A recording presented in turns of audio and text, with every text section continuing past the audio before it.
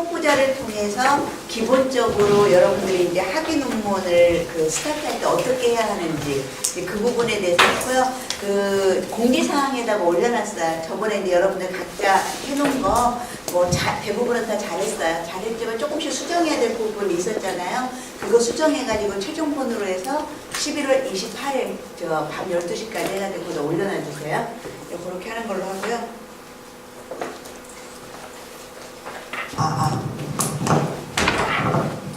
오늘부터는 이제 본격적으로 기본적으로 우리가 알아야 되는 내용에 대해서 이제 들어갈 건데, 마이크 소리 너무 큰가요? 우리나 괜찮아요? 저번 시간에 우리가 간호 연구를 좀 봤었어요. 그래서 보다가 뒷부분에는 조금 덜 본 것 같아서 넘어가 볼게요.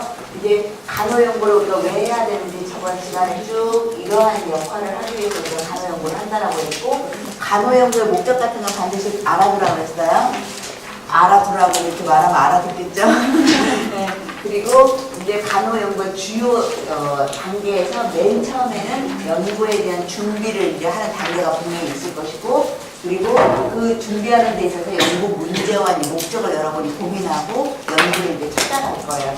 이게 찾아가서 이제 연구를 준비한다라고 하는 것은 뭐 어떤 문제를 가지고 내가 연구를 할 건지, 내가 연구하는 목적은 뭔지, 그런 것들이 근데 그냥 머리에서 나오는 게 아니고 다 문헌고찰을 하면서 나오는 거예요. 그러니까 가장 우리가 제일 많이 학생들한테 제가 이제 시키고 있는 게 뭐냐면, 처음 연구를 시작한다 그러면 우리가 어떤 작업이 제일 많이 들어가냐면, 시간을 제일 많이 소요하는 것 중에 하나냐면 연구 제목 정하는 거.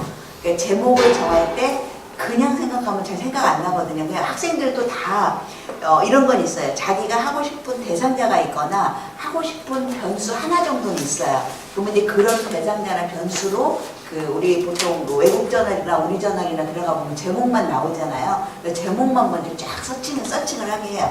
그래서 비슷한 제목이나 뭐 이런 게 있으면 연구는 가장 황당한 게 뭐냐면 먼저 퍼블리시 해버리는 사람이 장땡이에요. 그러다 보니까 내가 실컷 했는데 나랑 비슷한 것이 가져 있으면 내가 그거를 나중에 퍼블리시할 때 굉장히 제약을 받아요. 그러니까 미리미리 내 거가 오면 그렇게 해도, 우리도 옛날에 어떤 경우가 있었냐면 SR을 했는데 체계적 문헌고찰하고 메타 분석을 했는데 거의 다 우리 다 통계 돌리고 이제 마무리만 하면 되는데, 진짜 너무나 똑같은 논문이 외국 저널 SSCI에 나온 거, 우리 석사학위 학생이 똑같이 했는데 이런 황당함이 있을 수가 없었어요. 그런데 다행히 그 안에 자세히 들어가서 보니 안에서는 당연히 인간이 다른데 어떻게 똑같을 수가 있어. 우리가 그 논문을 본 적이 없는데 정말 제목이 우리가 보고 진짜 소름 돋았었어요. 그래서 그렇지만 이제 달라서 결국에는 우리가 마지막에 그 논문을 하나 더 끼워 넣어가지고 다시 돌렸었어요. 그러니까 이제 이 중에 그런 어려움을 겪을 수도 있어서, 어쨌든 이제 그래서 반드시 제목을 먼저 보고, 내가 이제 보는 목적은 아까 똑같은 논문도 있는지 없는지도 보는 거지만, 또 하나는 그걸 봐야 아이디어가 떠올라요.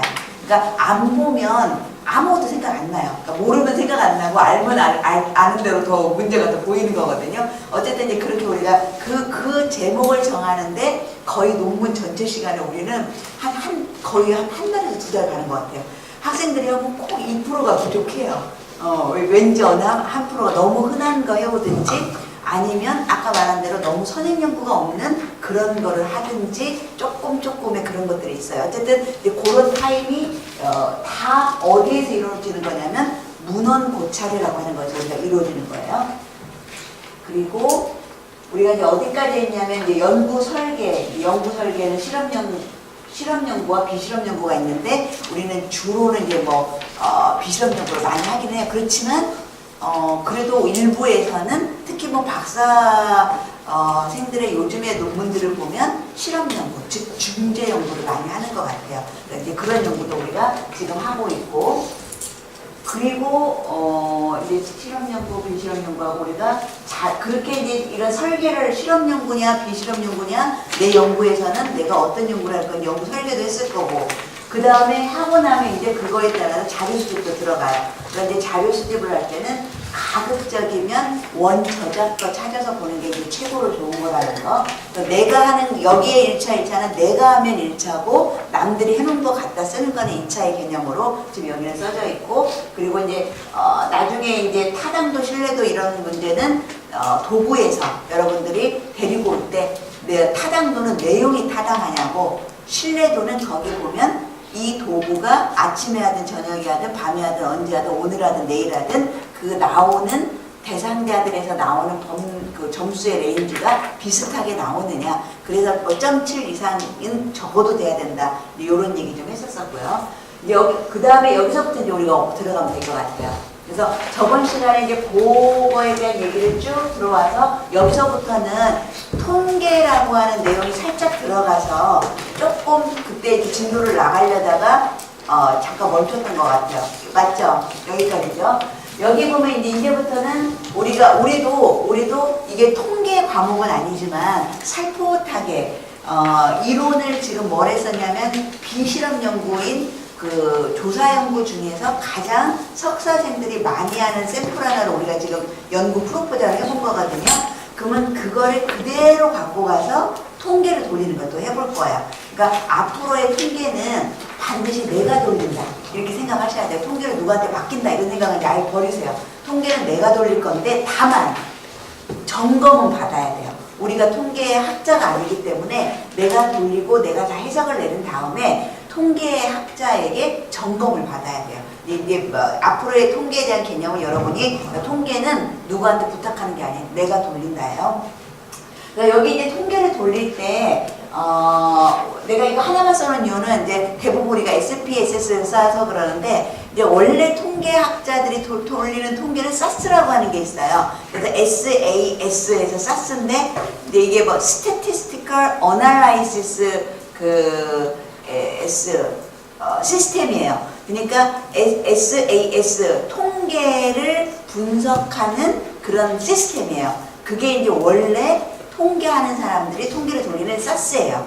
근데 이 SAS는 아마 이제 우리 간호계에서도 보면 아주 드물게 사용을 하세요. 이게 이제 좀 통계에 관심도 많고 좀 통계를 좀 잘한다 이러신 분들이 이제 SAS를 좀 쓰세요. 근데 이제 SAS는 프로그램을 자기가 이제 짜서 써야 되기 때문에 보통 우리 같이 논문을 쓰는 게 목적이지 내가 통계가 주 목적은 아니라 이렇게 가는 게 우리 웬만한 저를 포함해서 우리 웬만한 사람들은 이제 여기 있는 SPSS를 쓰는데 그 이유 중에 하나가 뭐냐면 얘도 이 스태티스티컬 패키지예요. 통계 패키지예요. 아까 SAS처럼 그런 패키지인데 얘는 주로 뭐가 목적이 되냐면 소셜 사이언스예요. 그러니까 이 우리 간호학이 자연계에 속하져 있기는 한데 내가 그 얘기 했었죠. 주로 진짜로 우리가 주로 하는 연구는 인문사회적인 걸 더 많이 해요. 그러니까 우리도 교수가 14명인데 딱 한 분만 자연과학 쪽을 하시고 13명은 다 연구의 진짜 주제는 인문사회 쪽이에요. 그래서 우리 그렇게 논문을 쓰고 있거든요. 그래서 우리 논문의 외국의 중요한 저널에서 보면 SCI라고 하는 사이언스 쪽에 있는 것보다 소셜 사이언스라고 하는 SSCI 쪽에 우리 논문이 더 많은 거예요. 그러니까 어쨌든 그래서 우리는 요즘에 요거를 써요. 요거는 이제 좀 배우기가 이렇게 편하게 돼 있는 프로그램이기 때문에 여러분들도 SAS를 뭐 굳이 하기 때문에 안 말릴 거고 그래 아니면 요걸로 이제 우리가 하나로 알고 있으면 되는 거예요. 어쨌든 이제 아까 자료를 뭐 이렇게 수집을 해왔다. 수집을 해오면 이제 뭐 코딩이라고 하는 걸 하게 될 거고 코딩을 하고 나서 코딩된 자료를 가지고 이제 분석이라고 하는 게 들어가게 될 거예요. 그래서 이제 이런 과정을 또 우리가 거칠 거고 그 다음에 이제 분석을 해서 분석을 할 때 이제 통계 아까 패키지로 분석을 하는데 우리는 보통 이제 SPSS라고 하는 걸 주로 이제 많이 사용을 해요. 그런데 적어도 우리가 통계학자는 아니지만 내가 통계를 돌려야 된다고 말했죠. 그러면 통계를 돌리면 아무리 통계에 대해 모든 걸 다 알 필요는 없지만 아무리 몰라도 지금 이 페이지에 나와 있는 정도는 구분을 해야 우리가 통계를 올바르게 돌릴 수가 있어요. 그러니까 여기가 구분이 안 되면 우리가 통계를 돌릴 때부터 시작부터 이제 틀려지는 거예요. 그래서 그러니까 이제 통계는 개인의 역량에 따라서 여러분들이 이제 얼마만큼의 양을 이제 많이 아느냐에 따라 자기가 연구를 할 수 있는 연구 방법론을 쓸 수 있고 통계를 돌릴 수 있는 그런 여력이 이제 많아지는 거고 그 차이뿐이지만 누구나라도 여기 있는 내용 정도는 이제 인지가 되는데 어떤 내용으로 우리가 인지를 해야 되냐면 좀 빡빡하게 써서 좀 미안한데 하나하나가 다 중요한 말이에요. 여기 보면 이제 내가 만약에 자료를 코딩을 다 해가지고 수집해 와서 코딩해서 통계 분석을 할 거예요. 그러면 통계 분석을 할 때 첫 번째 결정해야 될 게 뭐냐면 갖고 온 자료를 가지고 서술적 통계를 한번 돌려서 그 안에 들어가서 보면 뭐가 있냐면 얘가 정규로 분포를 하는지 아니면 정규 분포하지 않는지 이게 있어. 그러니까 정규 분포를 하느냐 안 하느냐는 내가 예를 들어서 100명의 자료를 수집을 해왔어요.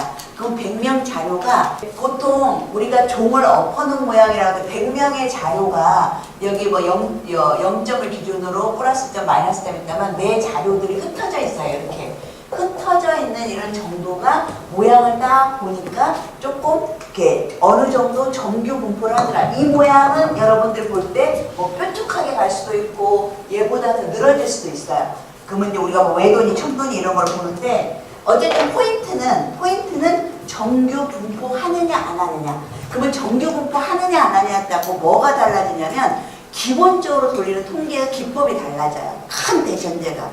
그러니까 정규 분포를 하면 우리가 일반적으로 말하는 통계가 뭐 어떤 통계를 말하냐면 모수 검정이라고 하는 걸 말을 해요. 그러니까 모수 검정이라는 게 일반적으로 정규 분포를 한다라고 하는 전제 하에 우리가 이제 일반적으로 돌리는 통계고 가끔 여러분 실험연구 중대연구 할 때 숫자가 좀 적은 그 실험이나 중대할 때는 숫자를 많이 쓰기가 어렵잖아요. 그런 그 숫자가 적으면 적을수록 이게 개수가 몇 개가 안 되다 보니까 이게 정규 분포를 하지 않을 때가 꽤 많이 나와요. 그러면 이제 모수 검정이라고 하는 걸 못하고 비모수 검정이라고 하는 걸 하게 돼요. 그러니까 비모수도 통계를 돌리는 거예요. 통계를 돌리는데 모수하고 비모수의 가장 큰 차이는 뭐냐면 통계를 돌리면 이제 결과가 나오잖아요. 그 결과를 해석할 때 모수가 더 강력한 거예요. 여기서 나온 이 결과를 쉽게 설명하면 모수로 돌린 그 결과는 누가 누구보다 높다가 나오면 이렇게 높습니다라고 일반화시키는데 좀 더 강력해요. 근데 비모수는 이미 기본부터 정규하지 않은 거예요. 그런 애들을 돌려놓고 나서 우리가 말을 할 때는 조심스럽게 말해야 돼요. 이거는 모수보다는 똑같은 결과가 나와도 또 돌리는 방법이나 이런 거 비슷한데 똑같이 나와도 얘는 조심스럽게 우리가 해석을 내려요. 그러니까 약점이에요. 비모수로 돌리는 것은 모수로 돌리는 것보다 훨씬 약점을 갖고 있어요. 그렇지만 방법이 없어요. 정규 분포하지 않으면 어찌할 수 없이 약점을 가져도 정규 분포 모수로 돌리면 안 되거든요. 그래서 그게 여러분이 첫 번째 고민을 할 부분이에요. 그러니까 내가 근데 보통 한 사이즈의 한 그룹에 30개에서 50개가 넘어가면 거의 다 정규 분포해요. 그래서 우리가 하는 보통의 연구에서 우리 보통 조사 연구 많이 하고 이번에 여러분한테 기본으로 가르쳐줬던 아까 그 회계 분석하는 그런 설문제 해가지고 하는 연구는 우리가 아무리 대상자를 못 구해도 보통 그런 설문제하면 여러분이 다 100명 뭐 이렇게 내외로 100명 아니면 100명, 200명, 150명 막 이렇게 하거든요. 뭐 100명이 좀 안 된다 할지라도 이미 30에서 50만 넘어가 버리면 거의 다 정규 분포하거든요. 그래서 우리는 거의 다 모수 검정이라고 하는 걸 하게 되는 거예요. 근데 단 비모수라고 하는 것은 샘플의 사이즈가 작을 때, 근데 샘플 사이즈가 작다고 또 다 비모수는 아니에요. 이렇게 해보면 또 그게 정규할 때가 있어요. 그러면 그런 애들은 모수 검정으로 하면 되는 거고, 이제 그렇지 않을 때 비모수. 그러니까 첫 번째 구분해야 되는 게 뭐라고요? 모수냐 비모수로 돌려야 되느냐. 그러니까 내 샘플이 정규 분포를 하느냐 안 하느냐. 그걸 이제 통계 패키지에 들어가서 돌려보면 다 보여요. 그림으로도 볼 수가 있고 우리가 수치로도 볼 수가 있어요. 그러니까 그거를 보고 먼저 이제 결산을 하는 거 해보는 거예요. 내 대상자를 딱 한번 통계 패키지에 넣어서 정규 분포하는지 안 하는지 본 다음에 정규 분포를 하는구나. 그러면 이제 일반적으로 우리가 생각하고 있는 그냥 통계를 돌리면 돼요. 우리가 일반적으로 돌리는 통계가 바로 모수 검정이에요. 여기가 첫 번째 단계고요. 그 다음에 이제 두 번째, 그게 바로 이제 정규 분포 여부예요. 그러니까 내가 모집해온 나의 샘플들이 어떤 형태로 분포되어 있느냐, 이게 이제 1번 가려야 되는 거고, 그 다음에 두 번째 가려야 되는 게 있어요. 우리 그거는 이제 저번 때 한번 얘기 나왔던 게, 내가 변수를 사용하지 않아요. 내 설문지에는 온통 변수예요. 내가 던지는 설문지는 변수인데 거기에 보면 주요한 변수가 있고, 예를 들어서 우리가 떼던 뭐 자기 효능감 뭐 이런 건 주요 변수고, 일반적 특성에 나와 있는 애들도 이것도 다 변수예요. 다 변수인데 얘는 일반적인 그냥 변수이고, 우리가 자기 효능감이나 무슨 뭐 셀프 리더십이나 뭐 이런 것들은 주요 변수일 뿐이, 똑같이 변수예요. 변수인데 그때 우리 그 처음에 논문을 갖고 수를 볼 때 그런 얘기 했었죠. 일반적 특성에서 보니까 통계 수치를 돌렸는데 두 가지 종류로 수치가 보였었어요. 기억나세요? 뭐뭐로 보였었어요. 똑같이 일반적 특성인데 옆에 나온 통계는 어떤 거는 N수, 몇 명 중에 몇 명, 남자가 몇 명, 100명 했는데 남자가 40명, 여자가 60명. 그리고 N수하고 가로하고 퍼센테이지 써놓은 애도 있었고, 몇 개는, 대부분은 그런 애들이었고, 몇 개는 또 뭐가 있었어요? 그런 거 옆에. 평균, 표준 편차가 있었어요. 그래서 우리가 다 까먹어도 변수의 측정의 이 수준이 어떤 애들은 N수하고 퍼센테이지밖에 쓸 수 없는 애들이 있고, 어떤 애들은 평균과 표준 편차를 쓸 수 있는 애가 있다고 그랬어요. 뭐 다 몰라도 평균과 표준 편차가 있는 애들은 무슨 변수라고 구분하라고 그랬냐면, 오늘 측정의 수준까지 갈지 모르겠는데 우리는 변수에는 수준이 4가지가 있다고 그랬어요. 명목이라고 하는 애, 그냥 진짜 말 그대로 이렇게 딱딱 거기에 순서가 좀 있는 거, 상중하 뭐 이런 거, 이런 애들은 딱 묶어서 우리가 뭐라고 했냐면 범주형이다, 얘네들은. 그래서 얘네들은, 그러니까 범주라고 하는 것은 한계가 있는 애들이에요. 그러다 보니까 돌릴 수 있는 또 이 통계가 N수하고 퍼센티지밖에 없는 거예요.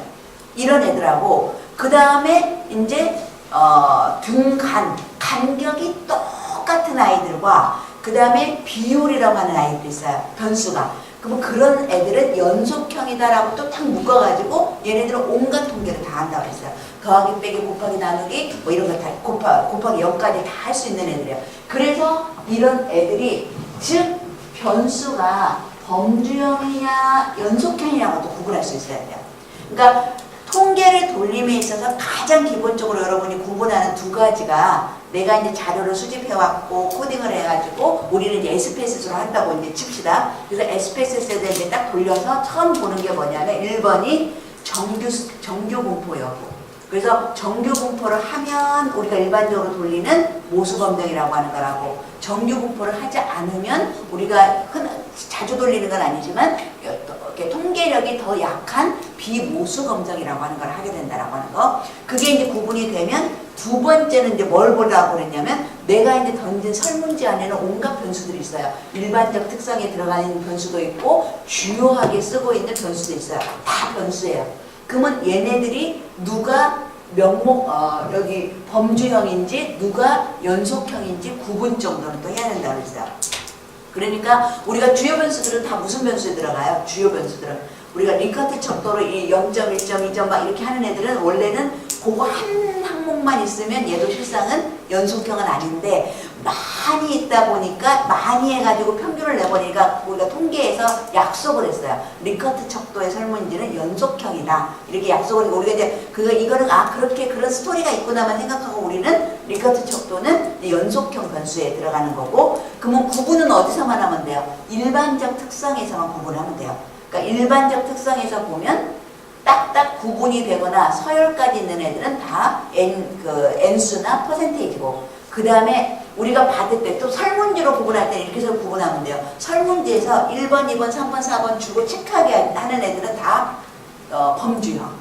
그리고 칸 이렇게 비워놓고 뭐 나이를 쓰라든지 아니면 경력 연수를 쓰라든지 무슨 뭐 컴퓨터를 본 뭐 시간수를 쓰라든지 이렇게 가로로 해서 쓰게 하는 애들은 우리나라 말 다 네가 오늘 밥 먹은 게 뭐냐, 김치 뭐 이런 거 빼고 수치로 쓰는 애들 중에서 가로로 열어서 쓰게 하는 애들은 대부분 다 연속형. 그러니까 이렇게 수치로 나오는 걔네들은 전부 다 우리가 더하기, 빼기, 곱하기, 나. 그래서 이런 애들은 평균과 표준 편차를 구할 수가 있다라고 하는 거. 그래서 이제 그거가 일단 첫 번째 여러분 머릿속에서 구분할 얘기예요. 그러니까 이것까지 정리가 되겠죠? 두 가지. 근데 그거 한번 정리한 거예요. 그러니까 수집된 자료가 정규 분포를 하는지 여부가 분석 방법의 제한을 받는다. 그러니까 모수로 돌리냐, 비모수로 돌리냐. 사례가 적은 경우는 정규 분포할 가능성이 통계적으로 많아요. 그래서 사례를 많이 수집하게 되면 자연히 분포가 정규 분포에 가까워지게 돼 있어요. 그렇게 돼 있다 보니까 대부분의 사회과학 연구에서는 이렇게 많이 사례를 조사하는 거를 이제 권하는 거예요. 근데 이게 권하게 되고 자료가 정규 분포를 하고 있지 않으면 아까 말한 대로 비모수 검정이라고 하는 것을 우리가 하게 돼서 이렇게 활용해서 통계 검정을 한다라고 하는 거. 그렇지만 우리가 일반적으로 하는 정규 분포를 하고 있는 애들은 모수 검정이라고 하는 것을 하게 된다. 나중에 표본이 많아지면 많아질수록 진실에 가까워진다라고 하는 표를 여러분이 한번 보게 될 텐데, 예를 들어서 우리나라 전수가 있어요. 그러니까 통계에서 가장 강력한 것은 전수조사예요. 이건 진실이에요. 전체한테 다 조사해서 나온 결과이기 때문에 전수조사한다는 것은 거의 진실에 가까운 거예요. 그런데 이제 전수조사는 현실적으로 언제나 불가능하잖아요. 정말 나라에서 엄청나게 많은 돈과 이런 걸 들여서 하지 않는 한은 개인이 연구할 때 전수조사라고 하는 건 힘들어요. 그래서 개인은 전수에서 대표성 있는 표본을 뽑아서 이제 제약은 있지만 얘네들이 나온 결과로 전체도 그럴 것이다 라고 추정을 하는 게 우리가 보통 하는 우리의 연구예요. 그러면 이렇게 표본을 뽑아서 했었을 때 나온 점수하고 내가 이 점수를 점점 전체로 가까이 가잖아요. 그러면 전체에서 나온 결과하고 숫자가 많아지면 많아질수록 점점 더 가까워져요. 우리가 어떤 그 표본이 전수에 가까우면 가까울수록 진실이라는 걸 통계학자들이 어떻게 알아내냐면, 예를 들어서 쉽게 여기 우리 40명이에요. 40명의 모든 몸무게를 다 조사했어요. 그리고 평균 나누기 40하면 딱 40명의 평균이 진짜가 나오잖아요. 그러면 여기에서 맨 처음에는 5명만 뽑아서 했어요. 이게 무작위로 뽑았어요. 그러니까 무작위로 뽑았어도 그 무작위 속에 이제 어떤 5명이 누가 걸리는지에 따라서 이게 이 나눠보면 40명을 다 한 점수하고는 거리가 있어요. 근데 또 5명 하나에 보고 10명을 또 했어요. 15명, 20명, 25명, 30명, 35명 이렇게 가잖아요. 그러면 숫자가 많아질수록 40명의 점수에 가까워지게 돼 있어요. 너무나 당연한 말이에요. 그러니까 그건 뭐냐면 표본이 숫자가 많아지면 많아질수록 나의 전수에 가까이 가는 거기 때문에 조금 더 진실이 나올 수밖에 없어요. 그러니까 어쨌든 이제 그런 거라고 하는 거. 그래서 이제 어쨌든 우리가 그런데 요즘 표본 이런 거 있어요. 그러니까 이 서술 연구에서는 솔직히 조금 뭐 더 많이 한다 해서 대상자한테 엄청나게 피해를 입히는 건 아닌데, 그럼에도 불구하고 요즘에 IRB에서는 많으면 많을수록 이렇게 하면서 여러분 탈락돼요.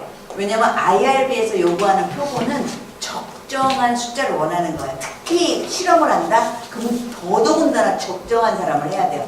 너무 많이 하면 괴롭히는 거거든요. 나의 연구 때문에 쓸데없이 그 사람들을 괴롭히는 거라고 생각을 하기 때문에. 그리고 실은 이제 우리가 그냥 생각하면 서술 연구는 뭐 조금 더 해도 뭐 그렇게 피해가 있을까라고 생각을 하는데, 그것조차도 어쨌든 IRB로 우리가 이제 그 승인을 받으려면 적정하게, 그러니까 너무 오버하는 것도 의미가 없다라고 요즘 그렇게 말을 하고 있어요. 그러니까 어쨌든 이제 그렇게 여러분이 공부를 해주시고, 그런데 분석 방법에서도 이제 이건 나중에 여러분이 통계라고 하는 과목을 배우게 되면 더 자세하게 하겠지만, 우리는 이게 간호 연구 방법론이라고 하는 과목이어서 통계 과목은 좀 달라요. 그러다 보니까 통계 과목은 아니지만 그래도 요만큼은 좀 알고 있었으면 좋겠다라고 한 요 양은 지금 여러분의 첫 번째 가르친 그 내용하고 다 맞춰놓은 거예요. 우리가 지금 맞춰놓은 게 뭐냐면, 처음 여러분들한테 내가 처음 보여준 게 뭐냐면, 논문을 가지고 여러분이 가장 비실험 연구로서 대표적으로 제일 많이 하는 논문을 보여줬고, 그걸로 연구 프로포자를 써봤고, 그거 기준으로 이 분석 방법을 지금 써놓은 거예요. 그러니까 여러분들이 이제 분석 방법에서는 보통의 경우는 우리가 변수가 차이가 있는지, 누구랑 관계가 있는지, 이런 거의 점수를 다 누구로 보냐면 평균과 표준 편차라고 하는 걸 우리가 보통 봐요. 그런데 지금 개념이 잘 아리아리 한다고 생각해도 걱정하지 마시고, 내가 이제 여기서 요것만큼만 구분해 주세요 라고 하는 것만 구분을 해볼게요. 여기 보면 우리 옛날에 여러분이 가장 흔하게 하는 연구에서 우리 프로포자를 할 때, 자료 분석 방법 할 때 뭐 쓴 기억이 나냐면, 일반적 특성에서 구분했던 건 딱 두 가지였죠. 변수가 명목형이냐 연속형이냐로 가지고 명목형은 n수하고 퍼센테이지밖에 못 썼고 그 다음에 연속형은 우리가 일부러 연구해서 보고를 하기 위해서 원래는 연속형인데 변수를 나이 같은 거 이렇게 나눴잖아요. 여기 10칸씩 뭐 이렇게 10대, 20대 이렇게. 그러면 얘는 우리가 인위적으로 나눴지만 원래 자료는 연속형 자료가 있기 때문에 n수와 퍼센테이지를 썼음에도 불구하고 그 옆에 그 다음에 평균과 표준 편차를 같이 써줄 수 있었어요. 요 말 따라와요? 그 우리 일반적 특성에서. 그래서 같이 옆에 여기는 왜 n도 있고 뭐 평균 표준 편차 이렇게 의문할 거 없는 게 원래 연속형으로 받았는데 우리가 좀 나눠 놓은 것 뿐이에요. 이렇게 구분이 되는데 그러면 여기에서는 차이가 뭐예요? 어떤 애는 n하고 퍼센테이지고 어떤 애는 평균과 표준 편차가 있는 애예요. 딱 지금 두 개로 구분을 했어요. 우리가 돌리는 차이 검정이 딱 이렇게 두 개로 구분을 해서 차이 검정을 할 거예요. 그게 무슨 소리냐면 우리가 보통에 그냥 일반적으로 100명 내외로 하는 모수 검정을 하면서 그 변수와의 차이를 볼 때는 그 연구 목적에 그거 기억나세요? 일반적 특성에 따라서 주요 변수와의 차이를 뭐 파악한다. 요런 애 하나 있었죠. 그거 있었을 때 일반적 특성에는 비록 범주형 변수지만 왜 평균과 표준 편차를 볼 수 있냐면 누구의 차이를 보는 거냐면 주요 변수에 대한 차이를 보는 거예요. 주요 변수는 어떤 변수예요? 연속형 변수예요. 그러니까 얘의 차이를 보는 거예요. 남자일 때와 여자일 때. 얘의 차이를 보는 거예요. 그러면 이쪽 애가 바로 뭐냐면 연속형 변수여서 얘의 평균과 이제 표준 편차를 볼 건데 이렇게 변수 간의 관계 조사에서 차이 볼 때 분류가 남자 여자 두 개면 T 검정한다 그랬고 종교처럼 기독교 뭐 3개 이상이면 F 검정한다고 요거까지 혹시 기억나세요? 요거까지의 기억에서 하나만 더 들 거예요. 하나만 더 들 건데 뭐냐면 얘네들의 차이라는 것은 누구의 차이냐면 평균이 차이 난다는 거예요.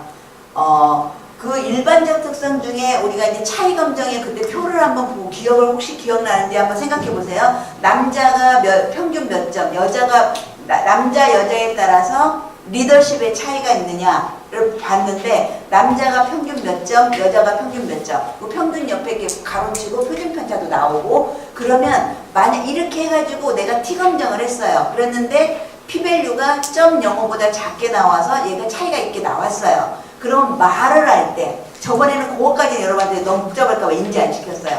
우리가 이제 연구 결과 쓸 때 표현해야 되잖아요.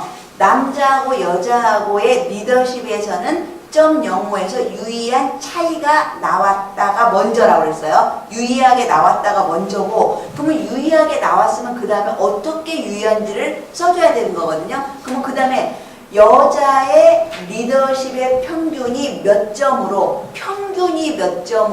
남자의 평균 몇 점보다 더 높게 나왔다.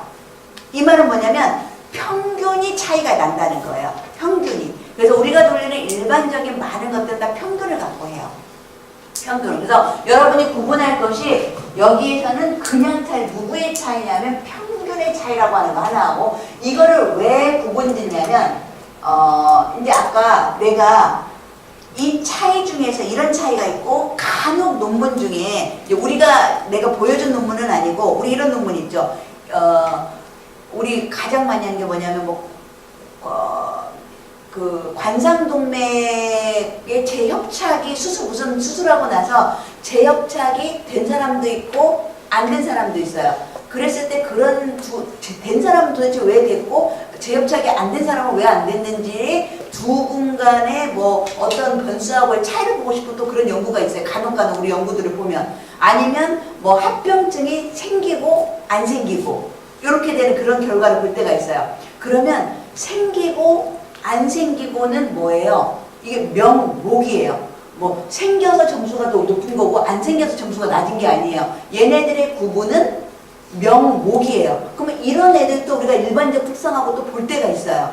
그러면 이렇게 우리가 보는 대다수는 주로는 이런 거 보지만 이렇게 명목이나 서열로 측정될 때는 빼낼 수 있는 게 뭐밖에 없다고 그랬어요. N수하고 퍼센테이지밖에 없다 그랬죠. 그러면 N수하고 퍼센테이지로 된 애들도 차이 검정을 해요.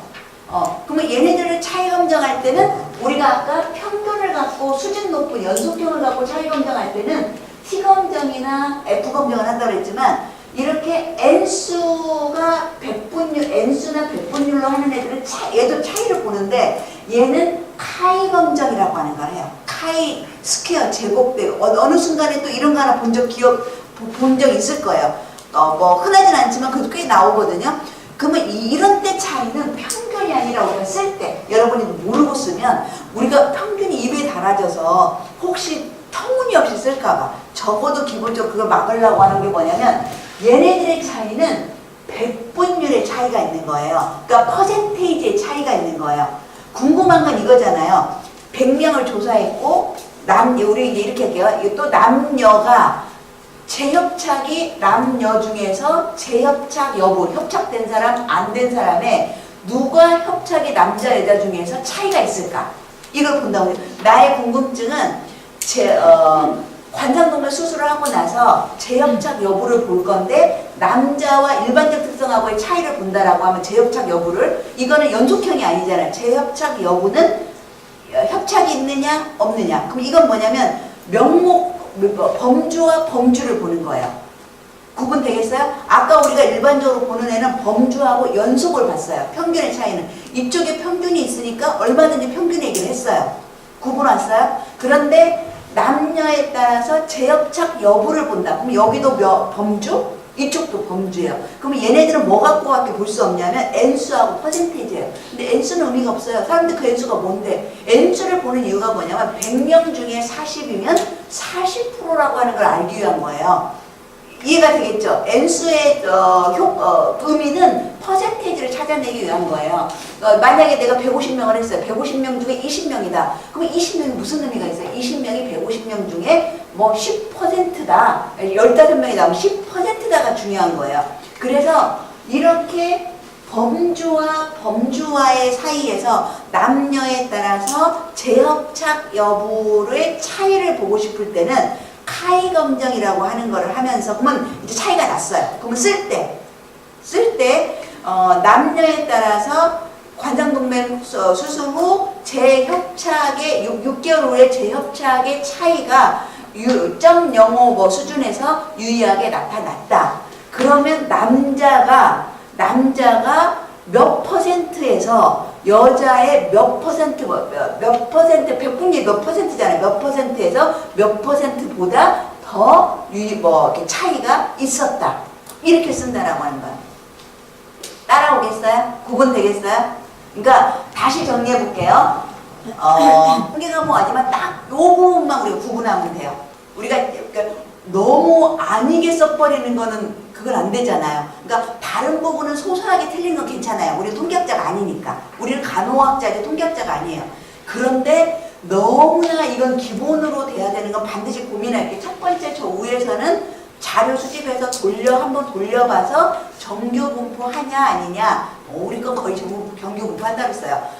왜냐면 서술적으로 그러니까 이번 학기에 가르치는 내용은 우리가 뭐 100명 내외로 하는 그런 거니까 정규 분포하면 모수 검정, 정규 분포하지 않으면 비모수 검정. 그 다음에 우리가 쓰는 그 설문지의 변수들이 범주형이냐 연속형이냐에 따라서 범주형이면 N수하고 퍼센테이지밖에 못 보는 거고 연속형이면 거기에다가 평균 표준 편차까지 본다. 요거 하나 하고 그 다음에 차이를 볼 때 우리가 일반적 특성하고 주요 변수하고 차이를 보는 게 우리 연구의 굉장히 중요한 부분이잖아요. 이 차이를 볼 때 연속형인 애들하고 차이를 볼 때는 평균과 표준 편차를 갖고 얘기를 하는 거예요.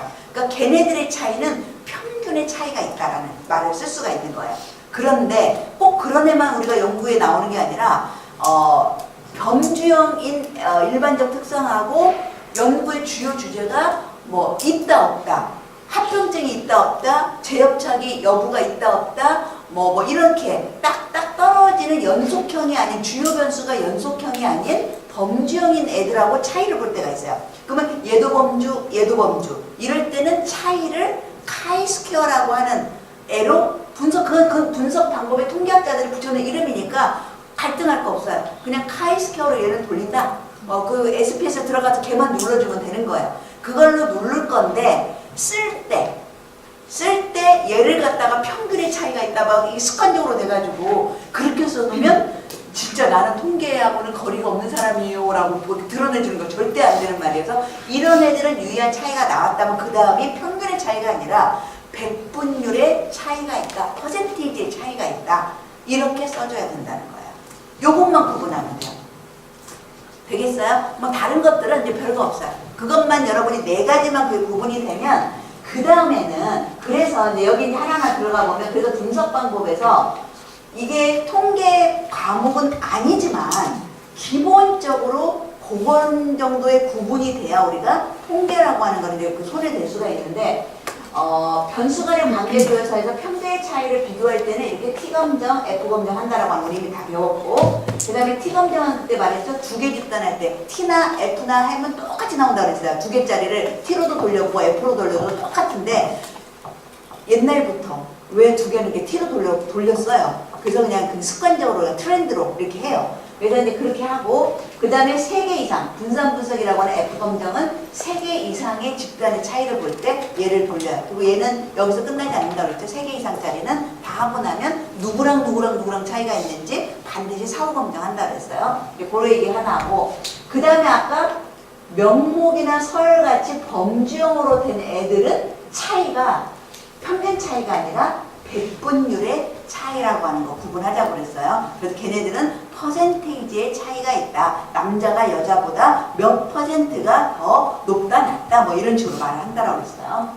그리고 그 다음에 이제 상관관계. 상관관계는 가장 단순하게 첫 번째 한 가지만 상관관계를 돌리려면 그 상관관계를 보려고 하는 애들끼리 다 연속형 변수다.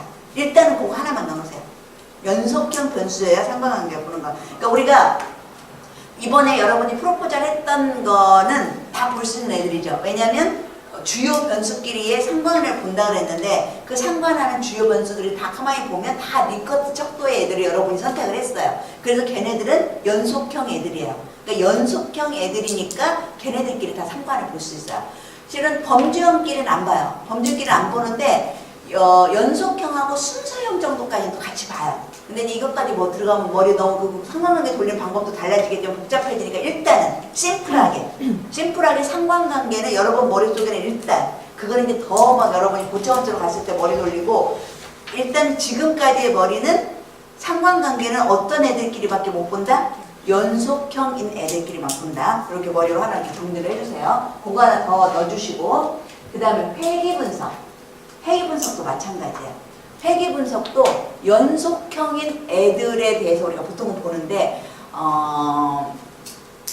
회귀분석은 내가 보려고 하는 종속변수 자체가 일단 연속형이잖아요. 우리가 그때 예를 들어서 여러분이 뭐 업무 성과 그러면 업무 성과라고 하는 거를 설문지에 무슨 누구가 만들어 놓은 여러 가지 리커트 척도로 된 업무 성과에 도대체 어떤 독립 변인들이 얘한테 영향을 미칠까? 여러분이 선택한 뭐 변수들 몇 개 주요 변수들이 있었을 때 제일 마지막에 오는 애를 종속으로 놓고 얘한테 앞에 있는 이 독립된 이 주요 변수들 간에 얘한테 얼마만큼 영향을 미칠까? 이거를 보는 회귀분석에서도 연속형 변수들의 이제 관계를 우리가 분석한 통계 분석을 돌린다고 하고 여기서의 의미는 이 가장 중요한 최종 변수, 간호 업무량에 도대체 어떤 주요한 애들이 얘한테 이 영향을 미치는지 내가 예측을 하고 예측하는데 그냥 예측 정도가 아니라 진짜 알고 싶은 것은 설명 정도를 100% 중에서 몇 퍼센트 정도 얘한테 영향을 미칠까 이런 걸 알고 싶은 거야. 이럴 때 우리가 회귀분석이라고 하는 걸 하는 거예요. 그러면 여기 이게 한 장이지만 통계 분석을 할 때는 여러분이 반드시 구분할 줄 알아야 되는 거. 이제 그 구분이 지금 여기 몇 가지 정리를 했어요. 하나 이제 정리를 해보면 여러분들이 그래서 지금 여기 넘어가기 전에 여기 이 페이지에서 반드시 본인이 지금 이해되고 알았던 거 그룹끼리 이렇게 한번 딱 써보세요. 오늘 시간은 이 페이지 했지만 정돈이 되어도 여러분들한테 제가 강의하는 그 목적이 달성이 됐다라고 봐요. 이렇게 지금 여러분 우리가 중요하다고 생각하는 거 한번 써보라고 하는 것은 그때 한번 여러분 머릿속에 이렇게 앞으로는 이게 연구 방법은 피할 수 없으니까 몸에다 붙이라고 그랬어요. 그리고 어차피 지금 하는 이런 것들이 여러분 나중에 우리가 이제 기말고사 볼 때 이거는 여러분 종합시험을 위해서라도 시험이 한 번 있으니까 지금 이렇게 한번 이렇게 딱 정리하세요. 그리고 다른 사람이 정리하는 거 보면서 내가 혹시 놓친 포인트 없는지 여러 가지 목적이 있으니까 여러분들이 이렇게 한번 딱 정리해서 써보세요. 자, 시간 이것 때문에 오래 끌 건 아니니까 우리 쓴 팀부터 한번 이렇게 세워서 여기부터 해볼게요. 네, 간단하게 본인들 말로 설명해 보세요. 우리 이해된 거. 선생님께서 포인트는 우선 정규 분포의 여부에 대해서 잠깐 같이 들어보세요. 여기 이 팀 잘 정리했는지. 정규 분포의 여부를 봐서 모수인지 비모수인지 구분을 해줘야 되고요. 변수가 범주형인지 연속형인지도 봐줘야 되고, 범주형이면 N수와 퍼센테이지, 연속형이면은 그거랑 평균 표준 편차까지 다 볼 수 있는 거고, 분석 방법으로는 평균의 차이는 t-테스트와 F 검정으로 볼 수 있는 거는 연속형이 범주인 경우고, 백분율의 차이를 배운 거는 그 범주형과 범주형의 차이, 범주형과 범주형일 때 볼 수 있는 거고, 그거는 카이 분정으로 하는 거고요. 변상 분석은 세디사는 집단의 차이를 볼 때 하는 거고, 상관관계는 연속형 변수 측정할 때 여러 상관관계를 볼 수 있고, 회귀 분석은 연속형 변수로 100% 중 몇 퍼센트가 종속 변수에 영향을 미치는지 파악하고자 할 때. 아주 잘했어요. 거의 100% 이해가 된 것 같아요. 자, 우리 이쪽 팀 한번 해볼까요? 앞에 쓰고 있으니까 거기 해보세요. 이쪽을 보여주면서 해보세요.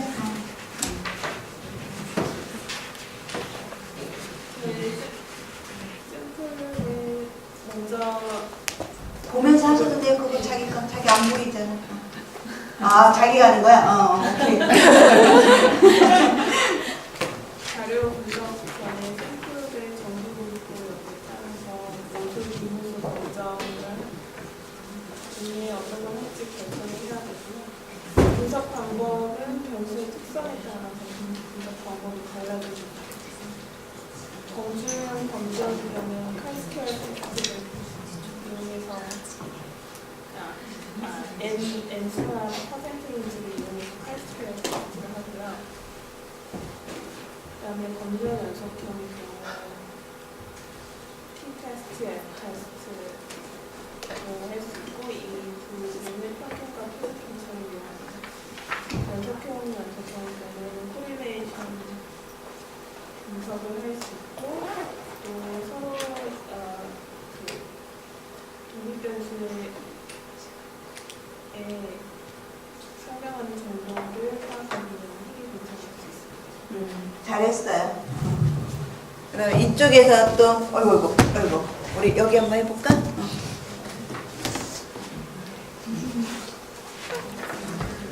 통계 분석에서는 첫 번째로 정규 분석 여부를 먼저 확인을 해서 모수인지 비모수인지로 확인을 하고, 두 번째는 변수가 범주형인지 연속형인지 확인을 해서 그 N수나 퍼센테이지를 보는지까지 보는지를 확인할 수 있고요.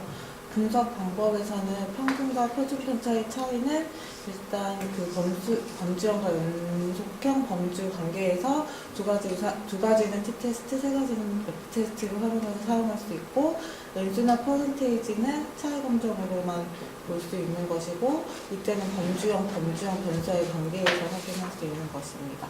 그리고 상관관계는 연속형과 연속형의 관계 여부를 확인하는 것이고, 회귀 분석은 연속형과 연속형에 영향을 미치는 정도를 확인할 수 있습니다. 그러니까 회귀 분석하는 가장 종속 변수가 연속 변수일 때 포인트예요. 연속영수 이렇게 생각하지 말고, 종속 변수가 연속형일 때에 이제 다른 주요한 변수도 지금 우리가 배운 것은 다 연속형이지만 모르겠지만 일반적 특성 중에서도 데려가서 얘가 얘한테 영향을 미치는지 보는 게 있거든요. 그러니까 종속 변수가 연속형의 경우일 때라고 포인트를 주시면 돼요. 다들 지금 거의 다 뭐 다 잘하고 있어요. 우리 여쭤.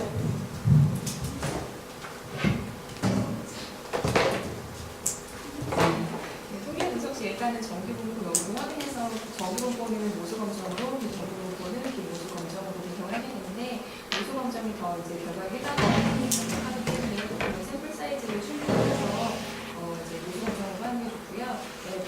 변수가 검수형인지 연속형인지 구분을 해야 되는데 검수형은 X를 구할 수 있고 연속형은 거기에다가 평균과 수준 편차까지 구할 수 있고요. 차이 검정을 할 때 일단은 T 검정이나 F 검정 같은 경우에는 연속형 변수에서 T 검정은 변수가 이렇게 F 검정은 3개 이상 이렇게 쓰이고 F 검정은 이후에 더 이제 추가적으로 사후 분석까지 하게 되고 이 T 검정과 F 검정은 나중에 결과를 분석할 때 평균의 차이가 어떻게 나는지 분석을 하게 되고 그다음에 이제 범주와 범주의 차이를 볼 때는 카이 검정을 하게 되고요. 이때는 백분율의 차이로 결과 분석을 하게 되고 상관관계는 이제 종속 변수가 연속형 변수끼리 보게 되는 것이고 회귀 분석은 연속형 변수에서 이제 100% 중 몇 %의 영향 여부를 결과에 미치는지 설명하기 위해서 씁니다. 아주 잘했어요. 뭐 기본 정리를 저보다 더 잘했네요. 자, 지금 보니까 거의 다 잘 파악하고 있는 것 같아요. 그러니까 아주 잘했고, 이제 오늘 잠깐 요거 좀 네, 이제 여기서부터는 조금 가볍게 이제 가벼운 마음으로 그냥 그렇구나 하고 들으시면 돼요. 이제 그렇게 우리가 통계를 다 이제 그런 그 기본을 가지고 통계를 돌리고 그리고 나서 이제 결과가 나오면 이제 결과를 해석을 해요. 결과를 해서 여기서 하나 이제 신경 쓸 게 뭐냐면 우리가 보통 연구를 하면 보통 이제 연구 가설을 세운다고 해요. 우리가 연구 목적을 쓰기도 하고 또는 그 밑에 연구 가설을 쓰기도 하는데 그 개념이 뭐냐면 내가 가설을 쓰든 안 쓰든 내 머릿속에는 어떤 생각이 있냐면 연구 목적을 이렇게 쓸 때는 분명히 이렇게 이 일반적 특성의 종교에 따라서 그 자기 효능감이 차이가 있을 거야. 그리고 내가 이제 선행을 자기 효능감이라고 하는 선행을 막 이미 해봤더니 많은 연구가 뭐 종교에 따라서 자기 효능감이 뭐 그 차이가 있었다라든지 뭐 이런 말들이 좀 나왔다라든지 그래서 연구 목적을 쓴다라고 하는 것은 그 전제 조건이 뭐냐면 이미 내 머릿속에는 차이가 있을 거야 라고 생각을 하면서 쓰는 거예요. 또 어떤 사람들은 일부 우리가 이제 그 가설을 또 써주는 사람들이 있어요. 그러니까 가설을 쓰는 것은 바람직해요.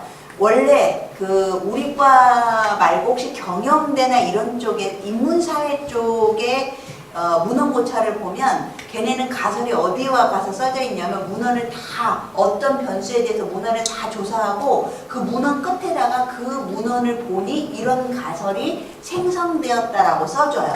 그러니까 자기가 주요하게 생각하는 몇 개의 변수가 있으면 그 변수마다 문헌을 고찰하고 누구랑 누구가 이렇게 뭐 자기 효능감이 높으면 뭐 업무 성과가 높을 것이다 라고 하는 말이 가설은 그냥 태어나는 게 아니라 반드시 선행 문헌을 통해서 태어나는 애예요. 그러니까 내 생각을 쓰는 게 아니라 내가 공부를 선행 문헌을 해봤더니 거기에서 자기 효능감이 많은 연구들이 자기 효능감이 높으면 간호 업무 성과가 높다고 나온 거예요. 그러니까 내가 그 문헌을 통해서 그래서 나는 내가 자기 효능감이 높으면 간호 업무 성과가 높을 것이다 라고 내가 그 말을 한마디로 쓸 수가 있는 거. 그래서 이제 보통 그렇게 우리가 그 가설을 쓰게 되는데 여기서는 무슨 얘기 때문에 그 얘기를 하려고 하냐면 그 내가 생각하는 가설은 연구 가설이라고 우리가 이름을 불러요.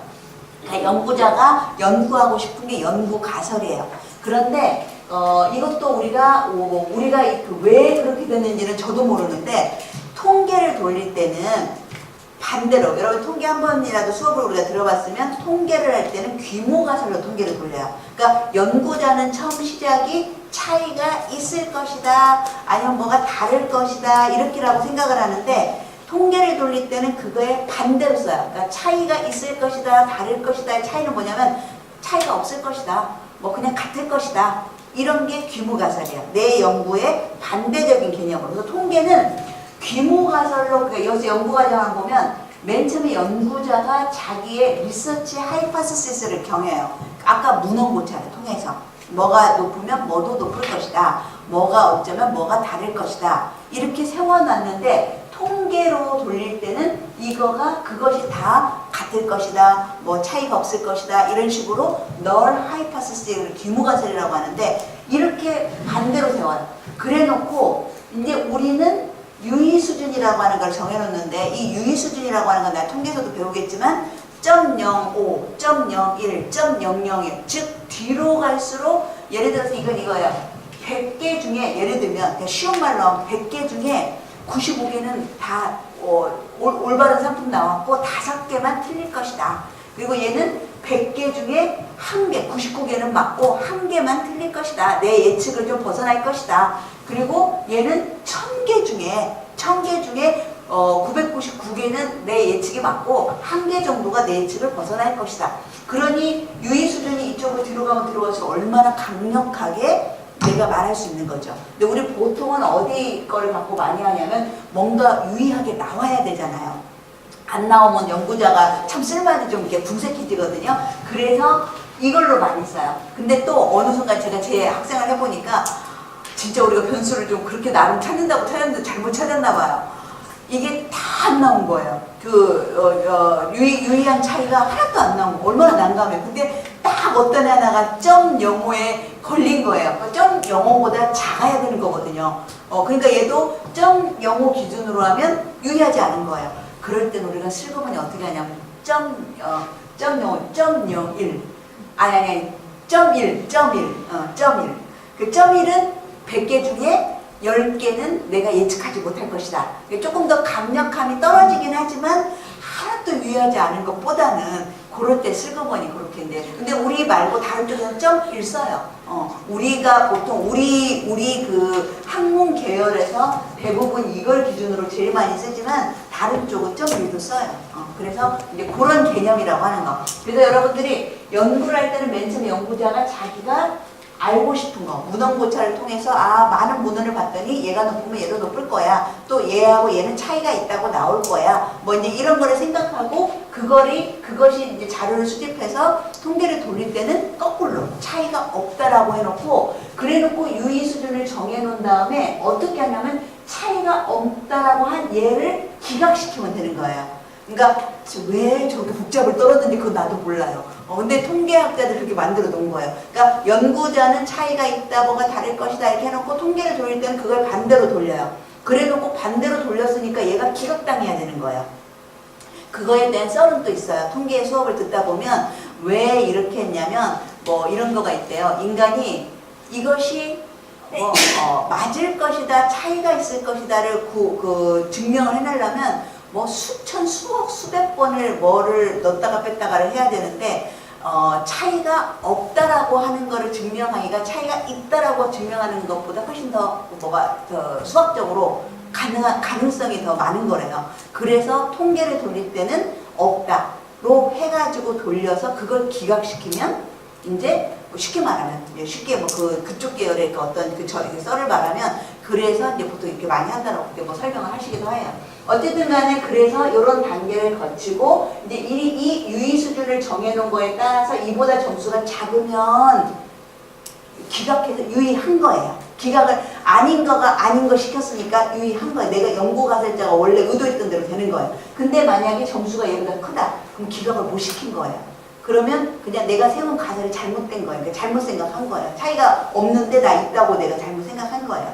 그래서 해석은 차이가 없다라고 정한 이 규모가설을 기각시키면 내가 처음 세운 연구가설이 차이가 있게 되는 거라는 그런 의미예요. 처음에는 굉장히 혼선스러워요. 이 없는 게 없다라고 말하는 게 얼마나 어려워요. 그럼 없는 게 없는 거니까 있는 거구나 이렇게 말해야 되는 거거든요. 그래서 그렇지만 그렇게 여러분이 자기 나름으로 하나 정돈해서 이 머릿속에 넣어놔주세요. 그래서 어쨌든 이렇게 해서 우리가 차이가 있을 거다 또는 더 높아질 거다라고 해서 아까 얘가 95, 얘가 99.9예요. 그리고 아마 얘 정도는 96점 얼마인가 98점 얼마인가 그래요. 까먹었는데. 그래서 어쨌든 그만큼의 퍼센테이지로 신뢰 수준이 있다라는 그런 소리예요. 그래서 통계적으로 유의한 차이가 나타냈다 우리가 기술을 하면 된다. 이런 내용들이 하나 있고요. 그 다음에 이제 연구보고서 작성을 저번에 하나의 논문을 가지고 이미 목차를 내가 여러분들한테 보여줬어요. 그래서 여러분이 또 연구 프로포자를 했었을 때 목차가 나왔죠. 이거는 그냥 일반적으로 말하는 거고, 우리 고려대학교에 있었을 때는, 그러니까 여러분이 이렇게 생각하면 돼요. 연구보고서는 목적에 따른 다소 차이가 있겠죠. 여러분이 아마 나중에 고려대학교에서 학위 논문을 쓰면 고려대학교 양식을 따라야 돼요.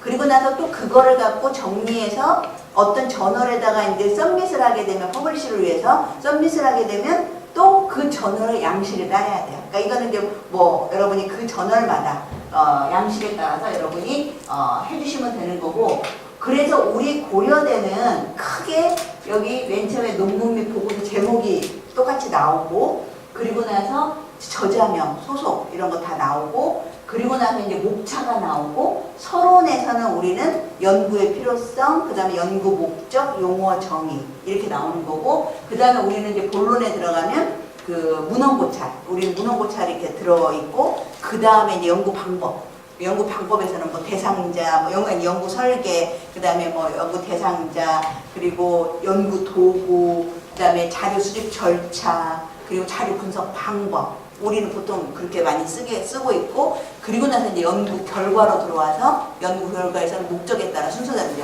쓰게 되고, 그리고 나서 우리는 논의가 있어요. 여기에 이제 이 본론까지 들어가서 논의라고 하는 부분이 결과에 준해서 이제 논의를 쓴다라고 하는 걸 얘기했었고, 그 다음에 이제 결론, 우리도 결론이 있어요. 결론은 중요한 것만 가지고 요약을 하는 거예요. 가끔 이 결론에서 보면 학생들이 그 앱스트랙트 쓰듯이 똑같이 다 요약해버리는 수가 있는데, 뭐 학위 논문에서는 그걸 뭐라고 하게 규제하진 않아요. 근데 이제 그 외부에다가 퍼블리시 할 때는 결론은 정말 결론만 써야 돼요. 그 중요한 결론만 이렇게 쓰게 돼 있고, 그 다음에 학위 논문은 부록을 넣어요. 내가 이제 요즘에는 남의 도구 썼으면 남의 도구 허가 받은 것도 넣고, 그리고 이제 내 설문지 넣고, 그 사람들한테 설문지 동의를 받기 위해서 설명해준 뭐 그런 그 동의서 설명서 뭐 이런 것도 넣고, 뭐 등등등등을 넣어요. 그래서 부록을 넣고, 그 다음에 이제 맨 뒤로 가면 국문으로 썼으면 영문초록을 쓰게 돼 있고, 우리나라는 영문으로 썼으면 국문으로 쓰게 돼 있어요. 학위 논문의 경우에서 우리나라 같은 경우는. 그리고 이제 뭐 우리는 세 개는 안 써요. 어쨌든 이런 식의 일반적으로 우리가 보고서를 쓰는 그런 양식이라고 하는 거. 그 다음에 이제 아까 그 내용을 조금 이제 자세하게 말을 했는 거예요. 연구 보고서를 작성하는 단계는 이제 서론에서는 우리가 한번 다 얘기했던 거. 그 연구 문제가 왜 도출되는지 배경 설명해주고, 연구 주제가 뭐고, 연구 주제가 지니는 중요성과 연구의 필요성을 밝히고, 그러니까 일반적으로 우리가 다 고민하면서 쓰는 말들.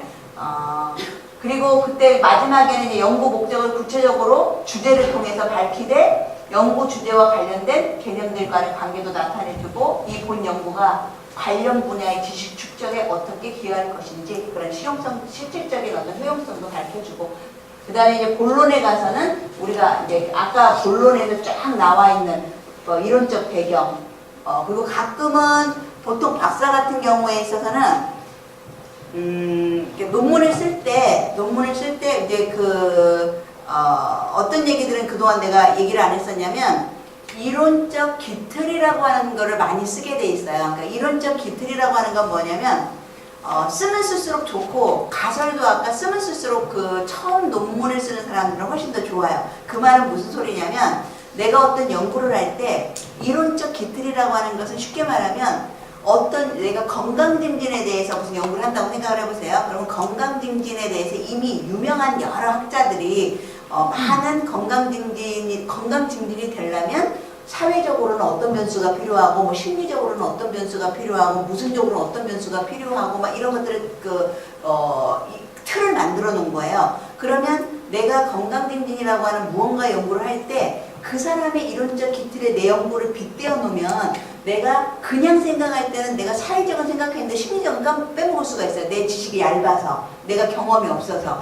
그런데 유명한 사람들이 만들어 온 이론적 기틀을 데리고 와서 내 거의 논문에 여기다 딱 모디파이를 시켜놓으면, 그 사람이 이미 빼서는 안 될 중요한 요소들을 다 이미 이렇게 언질을 해놓은 거예요. 틀에다 만들어 놓은 거예요. 그러면 그 틀을 내가 다 쓸 수도 있고, 일부 뭐 수정이 쓸 수도 있어요. 그렇지만 내가 그냥 선행 문헌만 갖고 한 거랑 뭐 무언가에 어떻게 있으면 그렇게 쓰면 더 좋은 거예요. 있어서 내가 하려고 하는 연구에 그런 이론이 이미 있으면 걔네들을 갖다가 내 거를 모디파이하면 빠져나갈 구멍이 더 탄탄해지는 거예요. 내가 만약에 나 혼자의 생각으로 하면 심리적은 빼먹고 사회적이랑 육체적만 할 수도 있는데 그 이론 갖고를 보니까 아 이거 심리적도 반드시 고려해야 되는 상황이구나. 그러면 내 거에다가 내가 비추어서 뭔가를 만들어낼 수가 있는 거. 그래서 할 수 있다면 내 하는 연구의 주제가 이미 유명하게 그런 사람들하고 나온 거 있다면 갖다 쓰는 게 훨씬 더 좋아요. 뭐 그대로 쓸 필요도 없고 내가 모디파이도 돼요. 그러니까 여러분들이 이론적 틀을 만들 때 보면 뭐 그대로 쓰는 사람도 있고 그걸 모디파이 하는 사람도 있고 몇 개 이론을 같이 또 그 믹스해가지고 하는 사람도 있고 어떤 사람 이론에다가 선행 문헌을 또 봐가지고 그걸 자기 나름으로 또 믹스하는 사람도 있고 얼마든지 가능해요. 그 대신 이제 그건 어떤 나름의 어떤 논리를 가지고 만들긴 해야 되겠지만 그래서 그런 이론적 틀이 그 문헌 고찰 나오고 나서 연구 방법론 들어가기 이전에 이론적 기틀을 써서 그 모형 같은 거 그려놓은 거 봤을 거예요. 그 모형이 있어서 그 밑에 가설도 있고 이런 난을 만드는 것이 어떻게 보면 처음 연구를 하는 사람들은 더 쉬워요. 논문을 쓰기가. 그래서 그런 거를 좀 활용하면 좋아요. 그리고 나면 이제 연구 방법론에 대해서 뭐 이제 연구 설계부터 시작해가지고 쭉 쓴다라고 했고 그 다음에 도구에 대해서도 썼고 그리고 나서 이제 그거 연구 방법론이 다 끝나면 연구 결과가 있었었죠. 그 연구 결과가 연구 목적의 순서대로 나와서 여러분이 써주면 된다라고 하는 거. 그래서 연구 결과에서는 그때 그거 가르친 거예요. 첫 번째가 연구 목적 순서대로 나와라. 그래서 연구 목적의 일반적 특성 없었지만 그건 당연히 나오는 거기 때문에 걔 1번부터 해가지고 그 다음에 우리 걸로만 얘기하면 이제 주요 변수들의 정도 또는 수준. 그러니까 상식적으로 생각해보라고 해서 애우려고 하지 말고 당연히 설문지를 던졌으니까 제일 먼저 궁금한 게 내 대상자잖아요. 여자는 몇 명, 남자는 몇 명, 뭐 나이는 어떻게 구성되어 있는지 그게 일반적 특성인 거고 두 번째는 주요 변수도 설문지로 던졌잖아요. 그러면 주요 변수가 내 대상자들은 5점 척도짜리에서 한 3.5 정도 나왔는지 100명이면 다 더해가지고 나누기 100 하면 여러분 가끔 이 정도나 수준 같은 말을 했어요. 얘네들을 나올 때 어떤 사람들은 막 엄청 높은 점수가 있는가 하면 어떤 사람은 그 리커트 5점 안에 점수로 하는 게 무슨 차이냐면 숫자로 안 나눈 것 뿐이에요. 그러니까 어떤 사람은 총점으로 한 거고 어떤 사람은 총점 나누기 n수로 나눠버리면 리커트 최대로 나오는 게 리커트 척도의 가장 큰 점수잖아요. 그것도 총점으로 썼다가 그 리커트 척도 그 소수점으로 그걸로 썼다가 하면 헷갈려요. 그러니까 그것도 자기가 정해요. 일반적으로는 우리가 리커트 척도 5점이면 그걸 n수로 나누어서 5점 중에 한 3.5 이런 식으로 많이 쓰고 있어요. 요즘에는. 그러니까 총점 썼다가 뭐 이거 또 n수로 나눴다가 하면 그러지 말고 하나로 본인이 통일해요. 그러니까 내 연구에 총점이 더 의미 있게 보여진다라고 하면 총점을 쓰면 되는 거고 그게 아니고 일반적이면 그거를 내 n수로 나눠버리면 이제 5점 중에 몇 점이 나오는 거예요. 그렇게 해서 여러분이 써주시면 되는 거고 그래서 이 실은 연구 결과에서 뭐 다른 것들은 뭐 크게 문제가 없고 차이 검정할 때 쓰는 양식 맨 처음에 차이가 입력량가 먼저 나오고 차이가 없으면 평균 비교, 백분위 비교 아무 의미가 없어요. 차이가 없다 해서 끝나는 거예요. 그 밑에 차이가 없는데 그 평균이 차이가 나는데 뭐하며 백분위의 차이가 나는데 뭐하겠냐고요. 무슨 말인지 알겠죠? 쓰는 양식의 순서. 그러니까 이렇게 표가 있으면 이제 표를 설명할 거잖아요. 여러분들이 연구 결과에 예를 들어서 우리가 여지껏 했던 연구로 하면 일반적 대상자의 일반적 특성에 따라서 리더십의 차이, 셀프 리더십의 차이를 파악한다. 이게 이제 그래서 이게 연구 결과로 들어오면 여기에는 일반적 특성하고 셀프 리더십하고 차이를 보는 게 표가 나오겠죠? 그럼 이 표를 이제 설명을 해야 될 거 아니에요? 차이가 있는 애는 있는 걸로, 없는 애는 없는 걸로. 그러면 있을 때와 없을 때 어떻게 쓰는 거라 하냐면 어떤 사람들은 막 평균부터 나와요. 밑에 유의한지 안 유의한지도 모르고 평균부터 나오면 그게 상식적으로 어때요? 말이 안 되잖아요. 그러니까 그런 것도 가만히 생각해 보면 우리가 그냥 생각하면 연구 결과 이렇게 초심자 여러분들이 아직까지 논문을 많이 익숙하게 많이 쓰진 않으니까 석사가 아직 안 됐으니까 이게 연구 결과를 쓸 때 도대체 뭐 어떻게 무슨 말을 어떤 의미로 써야 될지 모를 수가 있어요. 근데 생각을 해보면 차이가 먼저 있어야 차이가 있고 없고를 구분하는 거예요.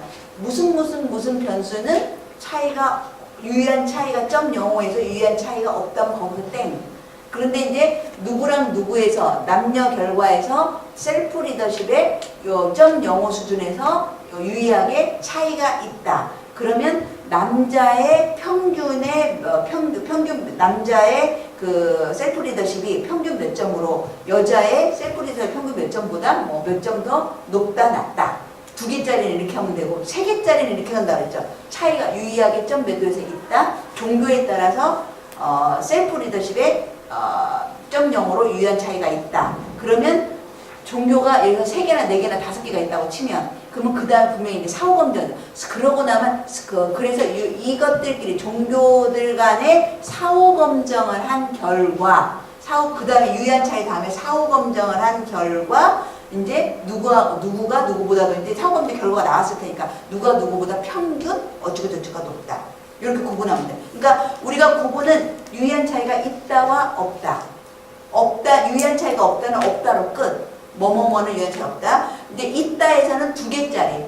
분류가 2개짜리는 사후검증할 필요가 없다 그랬어요. 2개가 누가 높은 놈이라고 했어요. 그렇게 해서 끝나고 3개 이상짜리에서는 반드시 사후검증이 들어간다 그랬고, 그 다음 또 한 가지는 아까 우리가 이제 하나 더 배웠으니까 하나 더 업버전해서 지금 말한 거는 우리의 형태고 지금까지 배워온 이번 학기에 한 가지만이라도 여러분한테 이제 반드시 있고 한 가지를 연구를 계획해서 한 가지를 통계 돌리게 하는 게 저의 목적이야. 그러니까 내가 가장 좋은 팁은 처음부터 모든 걸 다 할 수 없다 그랬죠. 우리 옛날에 성문 종합영어 앞페이지만 새까맣게 앞으로 갔다가 다시 또 책 덮어놓고 또 앞으로 갔다가 책 덮어놓고 통계가 그래요. 내가 통계를 잘못 생각해서 혹시 이게 잘못 생각한 거 아니고 나의 경우를 봐서 혹시 잘못 생각해서 기초부터 내가 통계를 파악하리라. 이런 생각하는 사람 있으면 제발 마음 적어주세요. 그렇게 하면 절대로 안 되고 한 가지 논문을 쓰리라. 종류에. 그래서 한 가지 종류의 논문을 쓰기 위한 통계 기법만 배우세요. 우리는 통계학자가 아니라 했죠. 우리는 간호학을 여지껏 평생을 간호학을 해왔기 때문에 다만 통계는 우리의 보조적인 거예요. 그래서 한 가지를 논문 써보고 그 방법론의 변수만 바꿔서 몇 번 연습해보자고 했어요. 그러면 그렇게 해서 하나씩 옆에서 방법론 종류 바꿔가지고 늘려가는 거예요. 그러니까 기초부터 요즘에 혹시 R 프로그램 얘기 들어봤나요? 들어본 사람이 있을 거예요. R 프로그램이라는 게 있어요. SPSS 같은 거예요. SAS 같은 거예요. 그런데 요즘에는 모든 통계 프로그램이 돈을 되게 많이 줘야 하고 뭐 어딘가에 소속돼 있거나 소속돼 있어도 거기가 모든 걸 주는 게 아니기 때문에 돈을 지불을 해야 돼요. 그리고 그런 업체들은 이제 자기네들이 했기 때문에 막 추적 들어가요. 이 사람이 우리 거 산 사람이 아닌데 어디 퍼블리시가 된 거예요. 그럼 너 어디 거 썼어? 그러면 이제 그야말로 우리가 암흑의 경로에서 이제 쓴 그런 것들이 이제 발각이 되는 거 안 좋은 거거든요. 그래서 지금 어떤 얘기 때문에 여기까지 흘러나왔나요?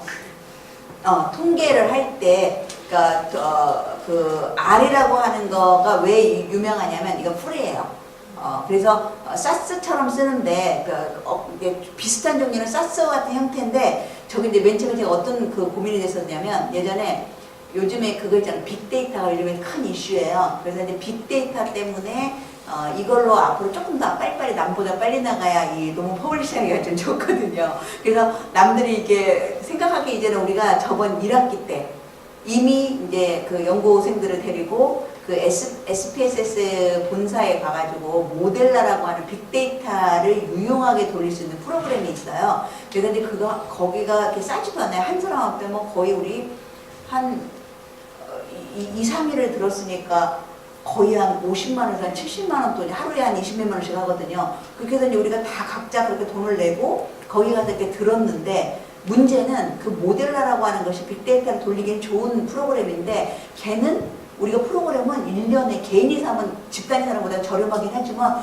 그래도 우리 개인이 무슨 돈이 있다고 막 100몇만 원씩 내면서 그걸 또 1년만 쓰나요? 계속 써야 되잖아요. 그러니까 배워놓고도 조금 고민이 되는 거예요. 그냥 논문 쓰기도 힘들어 죽겠는데 그 프로그램까지 내가 사면서 해야 된다는 게. 그런데 R이라는 게 이제 그 다음에 이제 요새 많이 우리나라도 그렇고 외국도 그렇고 많이 쓰고 있어요. 근데 이 R이라고 하는 걸로 빅데이터를 하는 어딘가에 또 학회에서 그거가 온 거예요. 그래서 내가 이제 고민이 많았어요. 빅데이터는 관심이 있는데 도대체 이 R은 SPSS 알기도 힘들어 죽겠는데 내가 또 무슨 R까지 가야 되나? 사스도 저는 안 돌리는데.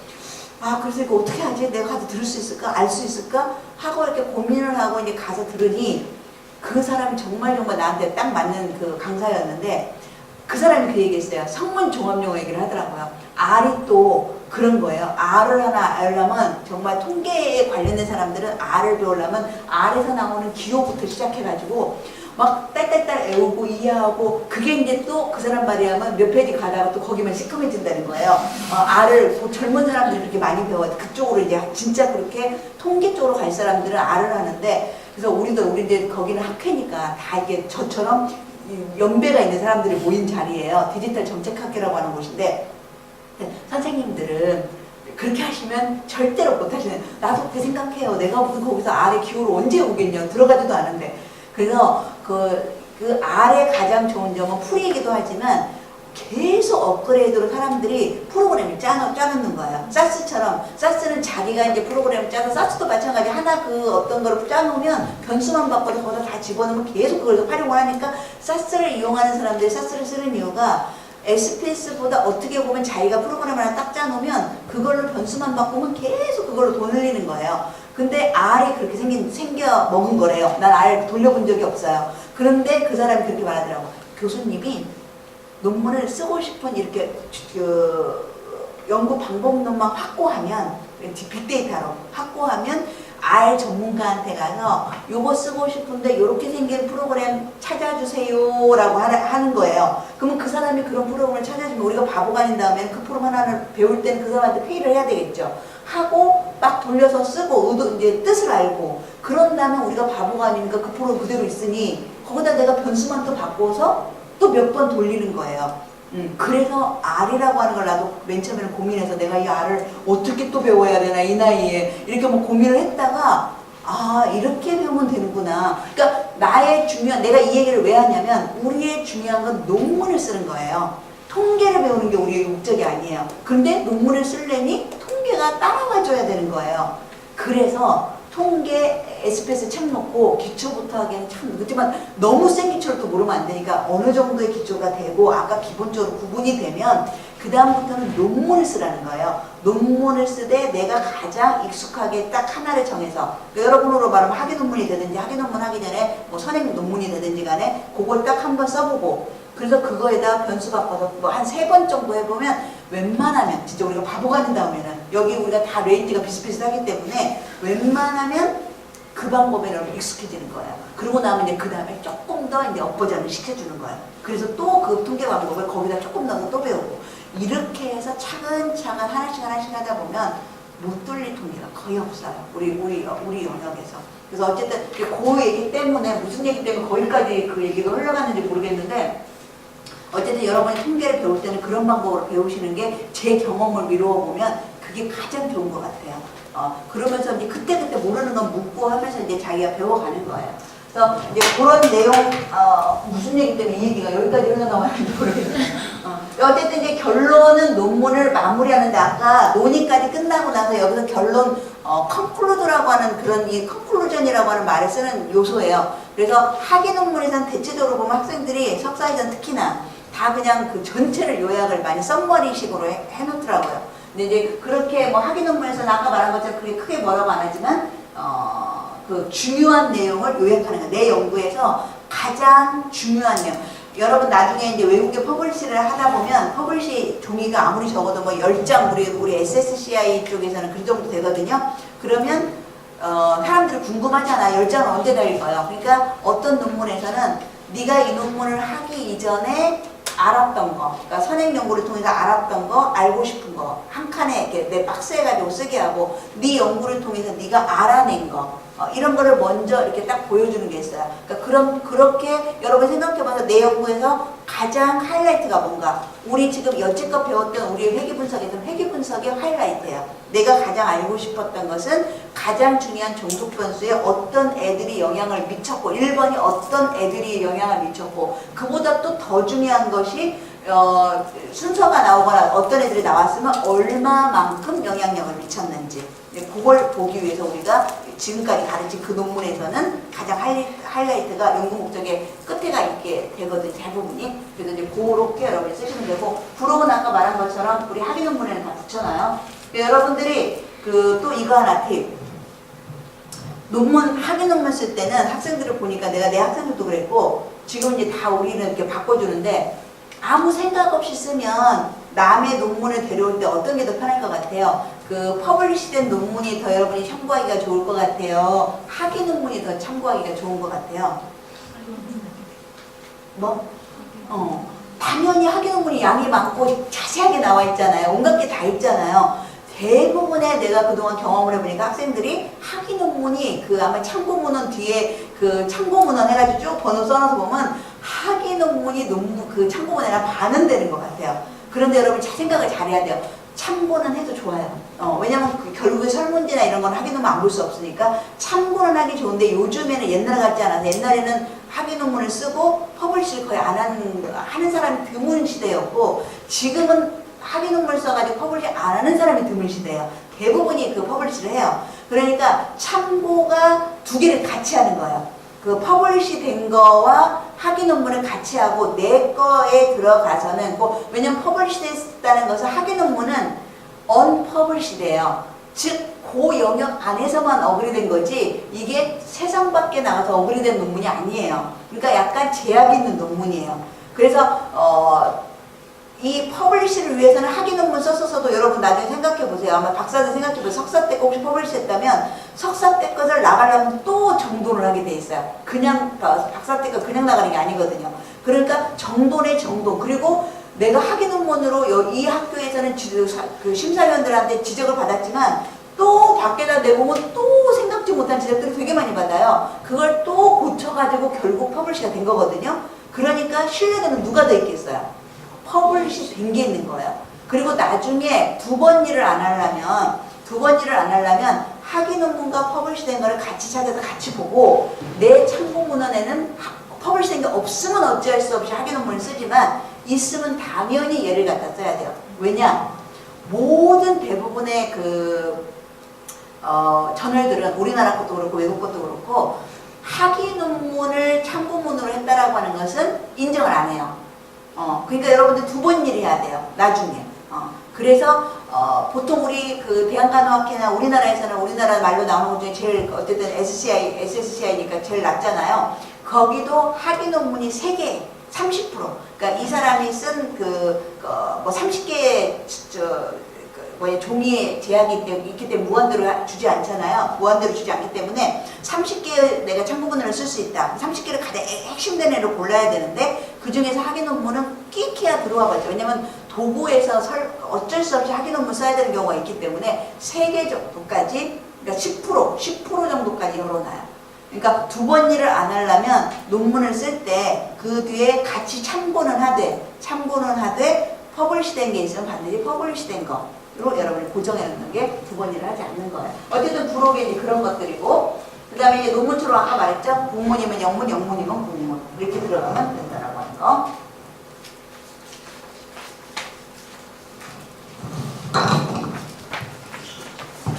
그리고 이거는 이제 우리 이 간호 연구 방법론이 양적 연구 방법론 시간이에요. 좀 더 구체적으로 얘의 속성을 말을 한다면, 그래서 양적 연구 방법론의 그냥 처음 시작부터 끝까지의 단계를 한번 적어놓은 것뿐이에요. 그러니까 여러분이 한번 쭉 보시고 크게 말하면 맨 처음에는 실제적인 무슨 행위를 하기까지는 전부 다 연구를 위한 아이디어를 형성하고 개념을 해주는 그런 개념적 단계라고 우리가 보통 얘기를 해요. 그러니까 이 개념, 여러분 논문 프로포절까지는 개념적 단계예요. 개념적 단계에서의 모든 자료는 어디서 나온다? 현행 문헌 고찰에서 나온다. 그러니까 내가 그 말했죠? 가끔 학생들이 착각할 때 문헌 고찰이 제일 아무렇지도 않은 듯이 생각할 수 있다고. 제일 힘이 약한 애라고 생각할 수 있다. 왜냐하면 연구의 필요성은 누구나가 생각해도 중요할 것 같고 방법론 틀리면 또 안 될 것 같고 거기까지는 학생들이 다 그렇게 생각을 하는데 잘못 생각하면 문홍고처럼 마치 막 비슷한 애들 갖다 데려놓으면 될 것 같은 그런 착각을 할 수가 있어요. 그런데 모든 답은 어디서 나온다? 선행 문헌 고찰에서 나온다요. 시작부터 끝까지. 펜을 들어서 펜을 놓을 때까지 문헌 고찰은 계속 내가 활용을 할 수가 있는 애들이에요. 그래서 어쨌든 여기 이제 시작부터 연구 문제, 문헌 고찰, 연구 문제부터 연구 문제도 아까 그랬잖아요. 문헌 고찰 통해서 그래야 아이디어가 떠오른다고. 그냥 생각해서는 생각이 안 나요. 남의 내 주제와 비슷한 애들을 막 봐야 그리고 이제 볼 때는 우리 영역만 보면 아이디어가 제약이 있고 너무나 내가 하고 싶은 게 이미 다 돼 있어요.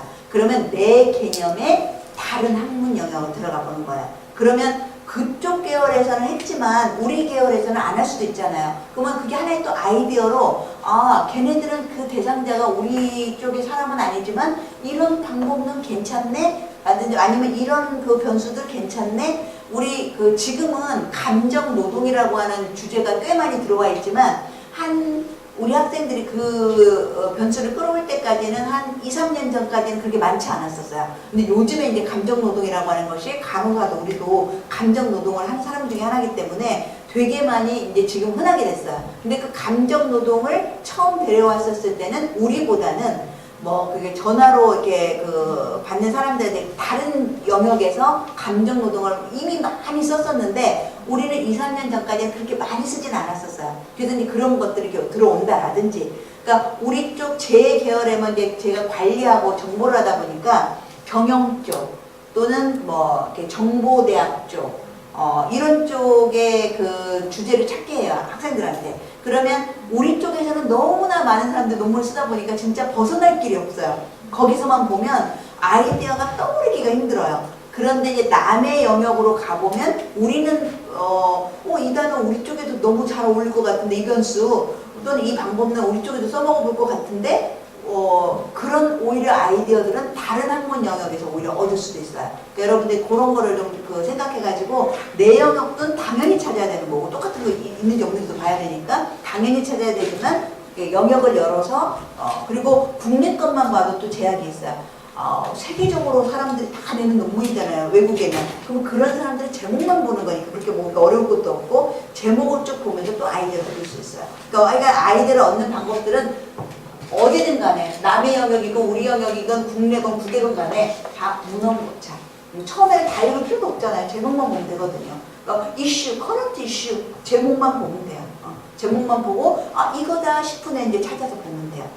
그래서 그런 거 여기서 문헌고찰에서 얻을 수 있는 것들은 뭐가 많냐면 논문이 하나 태어날 때까지는 어쨌든 누가 쓰든지 간에 많은 고민과 많은 생각을 해서 나온 애들이에요. 그렇기 때문에 걔네들을 잘 읽어본다는 것은 내가 정말 이 주제가 너무나 괜찮다. 특히 석사들은 박사 논문에 비슷한 것이 있거나 유명한 저널에 내가 하려고 하는 논문이 있으면 진짜 그거를 이렇게 뜯어먹듯이 아주 분석을 해보세요. 그러면 연구 방법론도 왜 이 주제로 이 대상자한테는 이 방법밖에 할 수 없어요. 그러니까 따르게 하고 싶은데 그 사람도 그랬을 거예요. 그런데 이렇게 할 수밖에 없는 게 내가 생각지 못했던 그 사람의 연구를 읽어보면 무슨 제약이 있었기 때문에 그런 방법을 쓴 거예요. 그러니까 가장 석사는 처음에는 모방이에요. 근데 모방을 잘된 걸 모방을 해야 돼요. 그러니까 잘된 걸 모방을 해야 되니까 박사거나 외국의 좀 유수한 저널 그런 데를 갔다가 유사한 게 있으면 그걸 한번 따라가 보는 거예요. 단지 이제 주요 변수들은 네 변수로 가는 거죠. 그것도 하나의 큰 팁이에요. 처음에는. 그러니까 모방을 몇 번 하다 보면 이제 내 거 하는 나만의 무언가가 생겨나요. 몇 번을 쓰다 보면. 그러니까 어쨌든 그런 것도 하나의 방법이어서 어쨌든 이 단계가 처음에는 여기까지 여러분의 연구 프로포절 발표할 때까지는 개념적 단계예요. 그리고 나서 이제 프로포절 발표해서 심사에 통과가 되면 IRB부터 시작을 하는 거예요. 그래서 이제 IRB를 내고 IRB를 받으면 IRB를 낼 때 모든 게 다 구비가 되어 있어야 돼요. 설문지까지. 그래서 이제 거기서 통과가 되면 그거 갖고 실행을 해요. 실행을 하는 거 우리가 이제 경험적 단계라고 하고 실행을 해서 자료를 다 수집하고 오면 이제 코딩부터 시작해가지고 여러분들이 이제 분석을 하고 분석한 거 연구 결과에 대해서 논의를 하고 이제 정리를 하는 거예요. 그걸 우리가 이제 해석 해석 단계라고 해요. 그래서 이러한 단계를 거쳐서 여러분들이 연구를 하게 된다라고 하는 거. 그리고 이제 요거는 우리가 이제 뭐 이제는 뭐 조금 이 자료도 바꿔야 되겠어요. 약간 이제 좀 이게 강의 내용이 요새는 이 정보 어디 있는지 모르는 사람이 없기 때문에 이제 여러분 우리 뭐 가장 흔하게는 멀리 갈 필요도 없어요. 우리 고려대학교 도서관에 들어가셔서 오른쪽 아래쪽에 보면 온갖 종류의 링크가 다 걸어져 있어요. 그래서 저 같은 경우는 리스 많이 봐요. 리스에 들어가면 뭐 국내 국외 뭐 온갖 거 웬만한 거 다 무료로 우리가 그 풀 텍스트를 받을 수 있는 거고, 외국 저널에서 리스에서 찾기가 어렵고 풀텍스트를 안 준다 그러면 NDSL 국가 전자 뭐 도서관이라고 하는 게 고려대학교 도서관만 들어가면 돼요. 그렇게 들어가서 거기에서 또 잘 찾으면 또 무료로 받을 수 있는 풀텍스트가 있고, 그 다음에 학위 논문이 웬만하게는 리스에 다 있는데 몇 개 학교가 또 안 주는 학교들이 있어요. 그러면 이제 국회 도서관을 또 들어가시면 돼요. 그러면 보통 우리가 여러분들 석사 박사 이렇게 석사도 내는 거 모르겠는데, 우리 박사 같은 경우 옛날에 다 국회 도서관에도 그 논문이 다 들어가거든요. 그러니까 그런데 가가지고 여러분이 보고, 이건 외국계 신화는 간호학, 보건학 이런 쪽의 논문들이에요. 그래서 우리 간호 쪽 논문이 되게 많아요. 신할에 들어가면. 그래서 이 신할에 들어가서 보고, 근데 이제 신할이 옛날에는 우리가 이것이 최고였었는데 요즘엔 여러분 혹시 이 말 들어봤는지 뭐 SCI, SSCI 뭐 이런 게 있어요. 그래서 신할보다 하나 이제 조금 더 위로 이렇게 생각을 하는 저널들이에요. 그리고 또 임팩트 팩터 이런 말 혹시 들어봤는지 모르겠어요. 그러니까 많은 사람들이, 임팩트 팩터가 뭐냐면 많은 사람들이 그 논문을 참고하면 참고할수록 점수가 막 올라가는 거예요. 그러니까 잘 썼으니까 참고를 하겠죠. 그래서 임팩트 팩터가 높은 애들은 또 굉장히 또 좋은 논문들이에요. 그래서 우리가 뭐 요새 말하는 셀, 네이처 뭐 이런 애들 있잖아요. 뭐 세계적으로 굉장히 유명한 그런 논문들이 있어요. 어쨌든 그렇게 SSCI나 이런 것들이 있는데 그런 것들을 이제 찾아서 여러분이 보는 거고, 이제 종류들대로 메들라인, 의대 거, 간호학 뭐 이런 거 다 의료 쪽에 이제 논문 있는 거고요. 여기다 링크 대부분 URI 주소를 다 해놨기 때문에, URI 주소를 했기 때문에 여러분 여기 들어가서 보시면 돼요. 리치, 국내 거는 옛날에 리치 있었고, 뭐 리치 안 들어가도 이제 리스가 있어가지고, 키스트, 그 다음에 여기 리스, 요거 있고, 그 다음 국회 도서관. 자료 못 쳐서, 진짜 저희 때는 국회 도서관을 제가 석사 박사를 할 때는 국회 도서관에 따박따박 걸어가서 거기서 빌려서 프린트를 카피해가지고, 정말 지금 생각하면 정말 가보경량 때 얘기 같아요. 지금 생각하면. 저 이전의 선배들은 여러분은 손으로 논문을 썼어요. 이 상상이 되세요?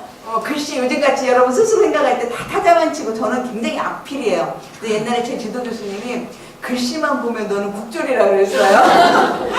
그만큼 글씨가 악필인데, 제가 여기 처음 조교로 왔었을 때 컴퓨터가 286이라는 게 전 학교에 2대인가 1대인가, 그때 당시는 컴퓨터는 귀한 거였고 타자기를 쳤었어요.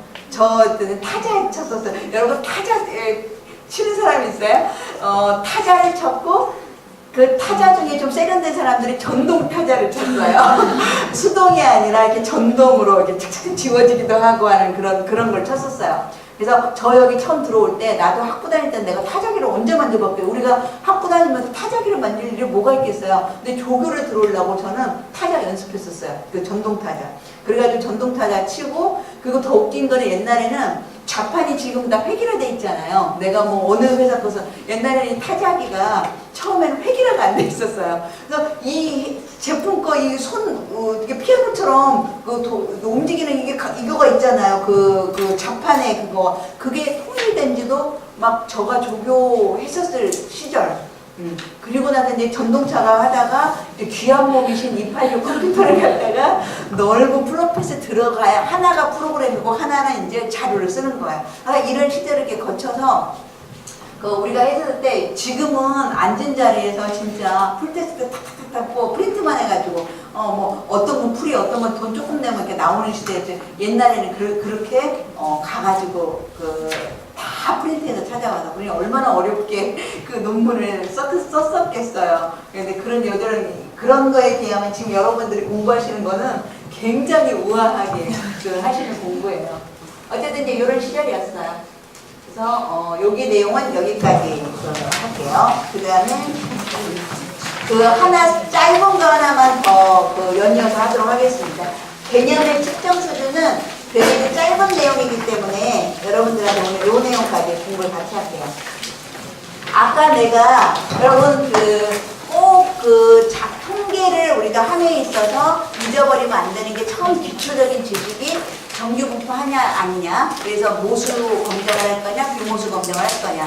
그 다음 두 번째로 또 반드시 알아야 되는 게 내가 사용하는 나의 설문지, 내 도구들, 얘네들 이 변수가 범주형이냐 연속형이냐 이거를 이제 구분한다 그러죠. 이게 이 개념의 측정 수준이라고 하는 게 지금 그거에 대한 내용이에요. 여기 측정이라고 하는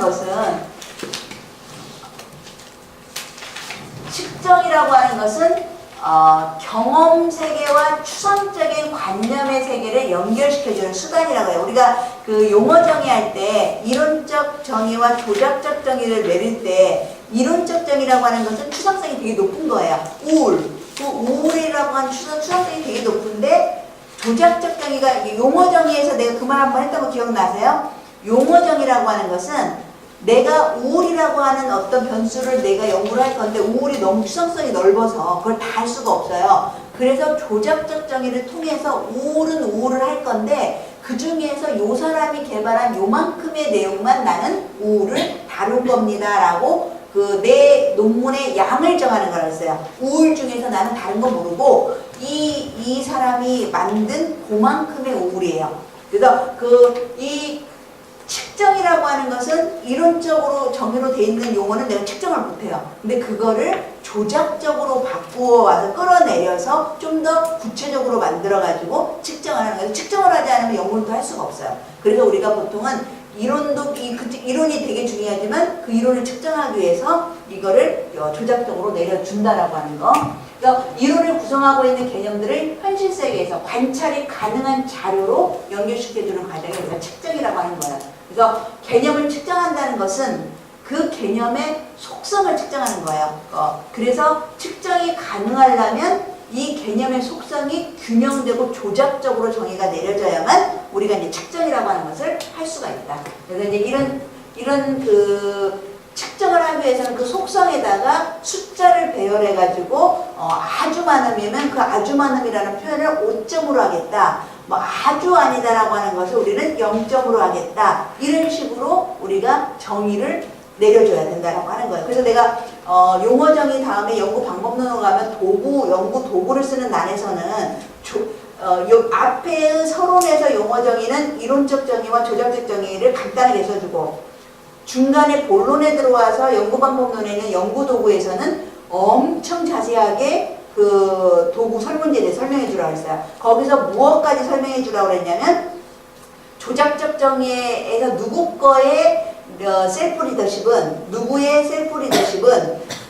안의 내용이 무엇 하위변인 내용이 있잖아요. 무엇으로 구성이 돼 있고, 그러니까 나는 내가 셀프 리더십이라고 하는 추상성이 넓은 거를 갖다가 팍 줄여서 조작적으로 이 사람이 개발한 또 셀프 리더십이 생각하기 얼마나 넓겠어요. 이 사람은 근데 요런 내용만으로 도구를 만든 사람이에요. 뭐 그만큼의 내용으로 만들어진 요 도구를 내가 쓸 거고 항목은 몇 개고 또 이거는 0점부터 5점까지면서 5점은 제일 셀프 리더십이 높은 거고 0점은 제일 셀프 리더십이 낮은 거고 그 다음에 점수가 높으면 높을수록 셀프 리더십이 높은 거고 이분 그 안에 뭐 또 들어가느냐 혹시 영문항이 있으면 여기 몇 개의 영문항이 있어서 영문항으로 나온 것은 변화를 할 거고 이런 말도 써주고 그리고 나서 그 사람 내가 데려온 이 조작적정에서 데려온 이 사람의 셀프 리더십의 신뢰도는 점 몇이다 라고까지 쓰는 게 한 세트라고 그랬어요. 그리고 이제 나중에 내가 진짜 연구했으면 그 사람 거하고 내 거하고 같이 써주면 되는 거고.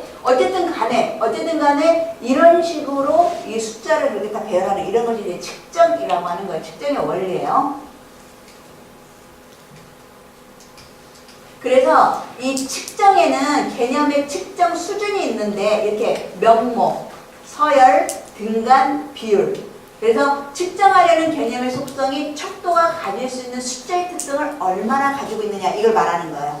그래서 쉽게 얘기를 하면 이 측정 수준은 자료의 통계 분석 방법에 영향을 주기 때문에 범주인지 연속인지 구분을 못해버리면 통계가 다 엉터리가 되는 거예요. 그래서 맨 먼저 명목은 측정 대상의 속성을 분류하거나 확인할 목적으로 속성을 상호 배타적인 범주가 얘하고 얘는 아무 상관이 없는 애들이에요. 남자하고 여자라고 하는 속성은 서로 상관이 없어요. 얘를 남자를 1번으로 하고 여자를 2번으로 한다고 해서 여자의 2번이 더 높은 게 아니라는 거예요. 상호 배타적이라는 거예요. 아무 우리의 의도에 따라서 남자가 2번이 될 수 있고 여자가 2번이 될 수도 있다는 거예요. 무슨 말인지 알겠죠? 이런 게 이제 명목이라는 의미예요. 그래서 여기 그 남자 여자의 1과 1을 부여했다고 해서 이게 그냥 1이라고 하는 그 숫자에 의미 없는 그 숫자에 속한 집단일 뿐이지 얘가 무슨 2가 1보다 더 좋다라든지 이런 의미가 아니라는 거예요. 근데 연속에서는 달라요. 연속에서는 0점부터 5점에 놓으면 전혀 아니다 0점부터 조금 기다 1점, 그 다음에 기다 2점, 보통이다 3점, 좀 더 좋다 4점, 아주 좋다 5점 이렇게 가니까 1점하고 연속에서는 1점과 2점의 차이가 엄청 다른 거예요. 다른 의미, 이만큼 더 좋다라는 의미잖아요. 근데 얘네들은 그런 게 아니다. 또 혈액형, AB, O형, 종교 이런 게 다 뭐예요? 결혼 상태, 기혼, 미혼, 누가 누구보다 더 어떻다는 게 아니에요. 그냥 구분만 하다. 그래서 이런 애들은 아까 나올 수 있는 그 통계가 N, 100명 중에 몇 명, 그게 퍼센테이지로는 이런 애를 차이를 검증할 때, 아까 연속형은 차이를 검증할 때 t-테스트나 분산분석이라고 하는 애를 썼고, 이 차이를 검증할 때 카이스퀘어라고 하는 이런 기법을 쓴다. 그런 정도 알아두시면 되고, 이게 명목이고, 서열. 이건 아까 명목에 순위가 더 있는 거예요. 하나 더 애드된 거예요. 조금 더 업버전 되는죠. 그래서 얘네들은 크고 작고 높고 낮고 이런 순위가 있어요. 그래가지고 순위 간에 근데 여기에 포인트는 뭐냐면 순위는 있는데 순위 간에 1등하고 2등하고 3등이 있다고 쳐보세요.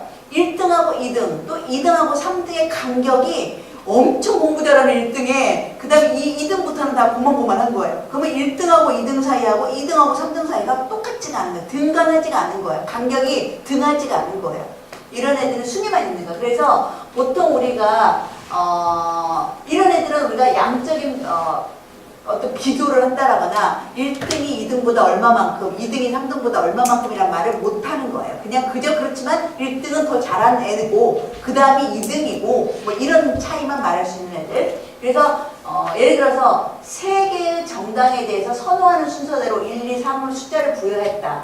그러면 이게 의미가 뭐냐면 나더러 좋아하는 정당을 우리나라의 정치 정당을 3개 써주세요. 1등부터 써주세요. 썼어요. 그럼 내가 1등이 2등, 1등과 2등이 이만큼, 1등을 내가 얼마만큼 3등보다 몇 배만큼 좋아하는지는 그건 없는 거예요. 그저 내가 그냥 1등, 2등, 3등인 거지 그런 차이는 없다는 거.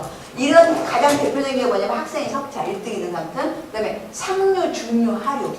얘하고 이만큼은 중류하고 하류하고의 간격이 똑같나? 몰라요. 없어요. 이런 애들이 전부 다 서열이에요. 그래서 여기까지는 평균, 표준, 표자 못해요.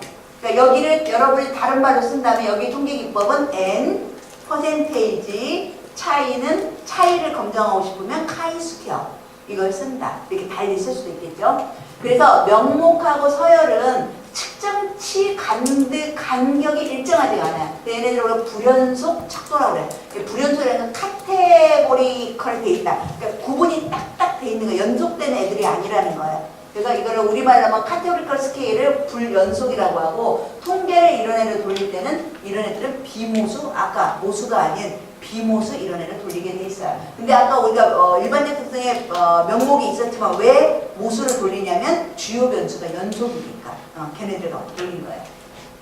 그 다음에 이제 여기서부터 여기 딱 잘라서 이 앞에 명목하고 서열은 우리가 아까 말한 대로 범주형 변수라고 일반적 통계는 이제 통계를 돌릴 때는 이 둘은 같이 묶어서 둘씩 묶어서 해결을 해요. 여기까지는 범주형이다. 그 다음에 이제 인터벌 말 그대로 이제 인터벌 간이 똑같은 거 등한 거예요.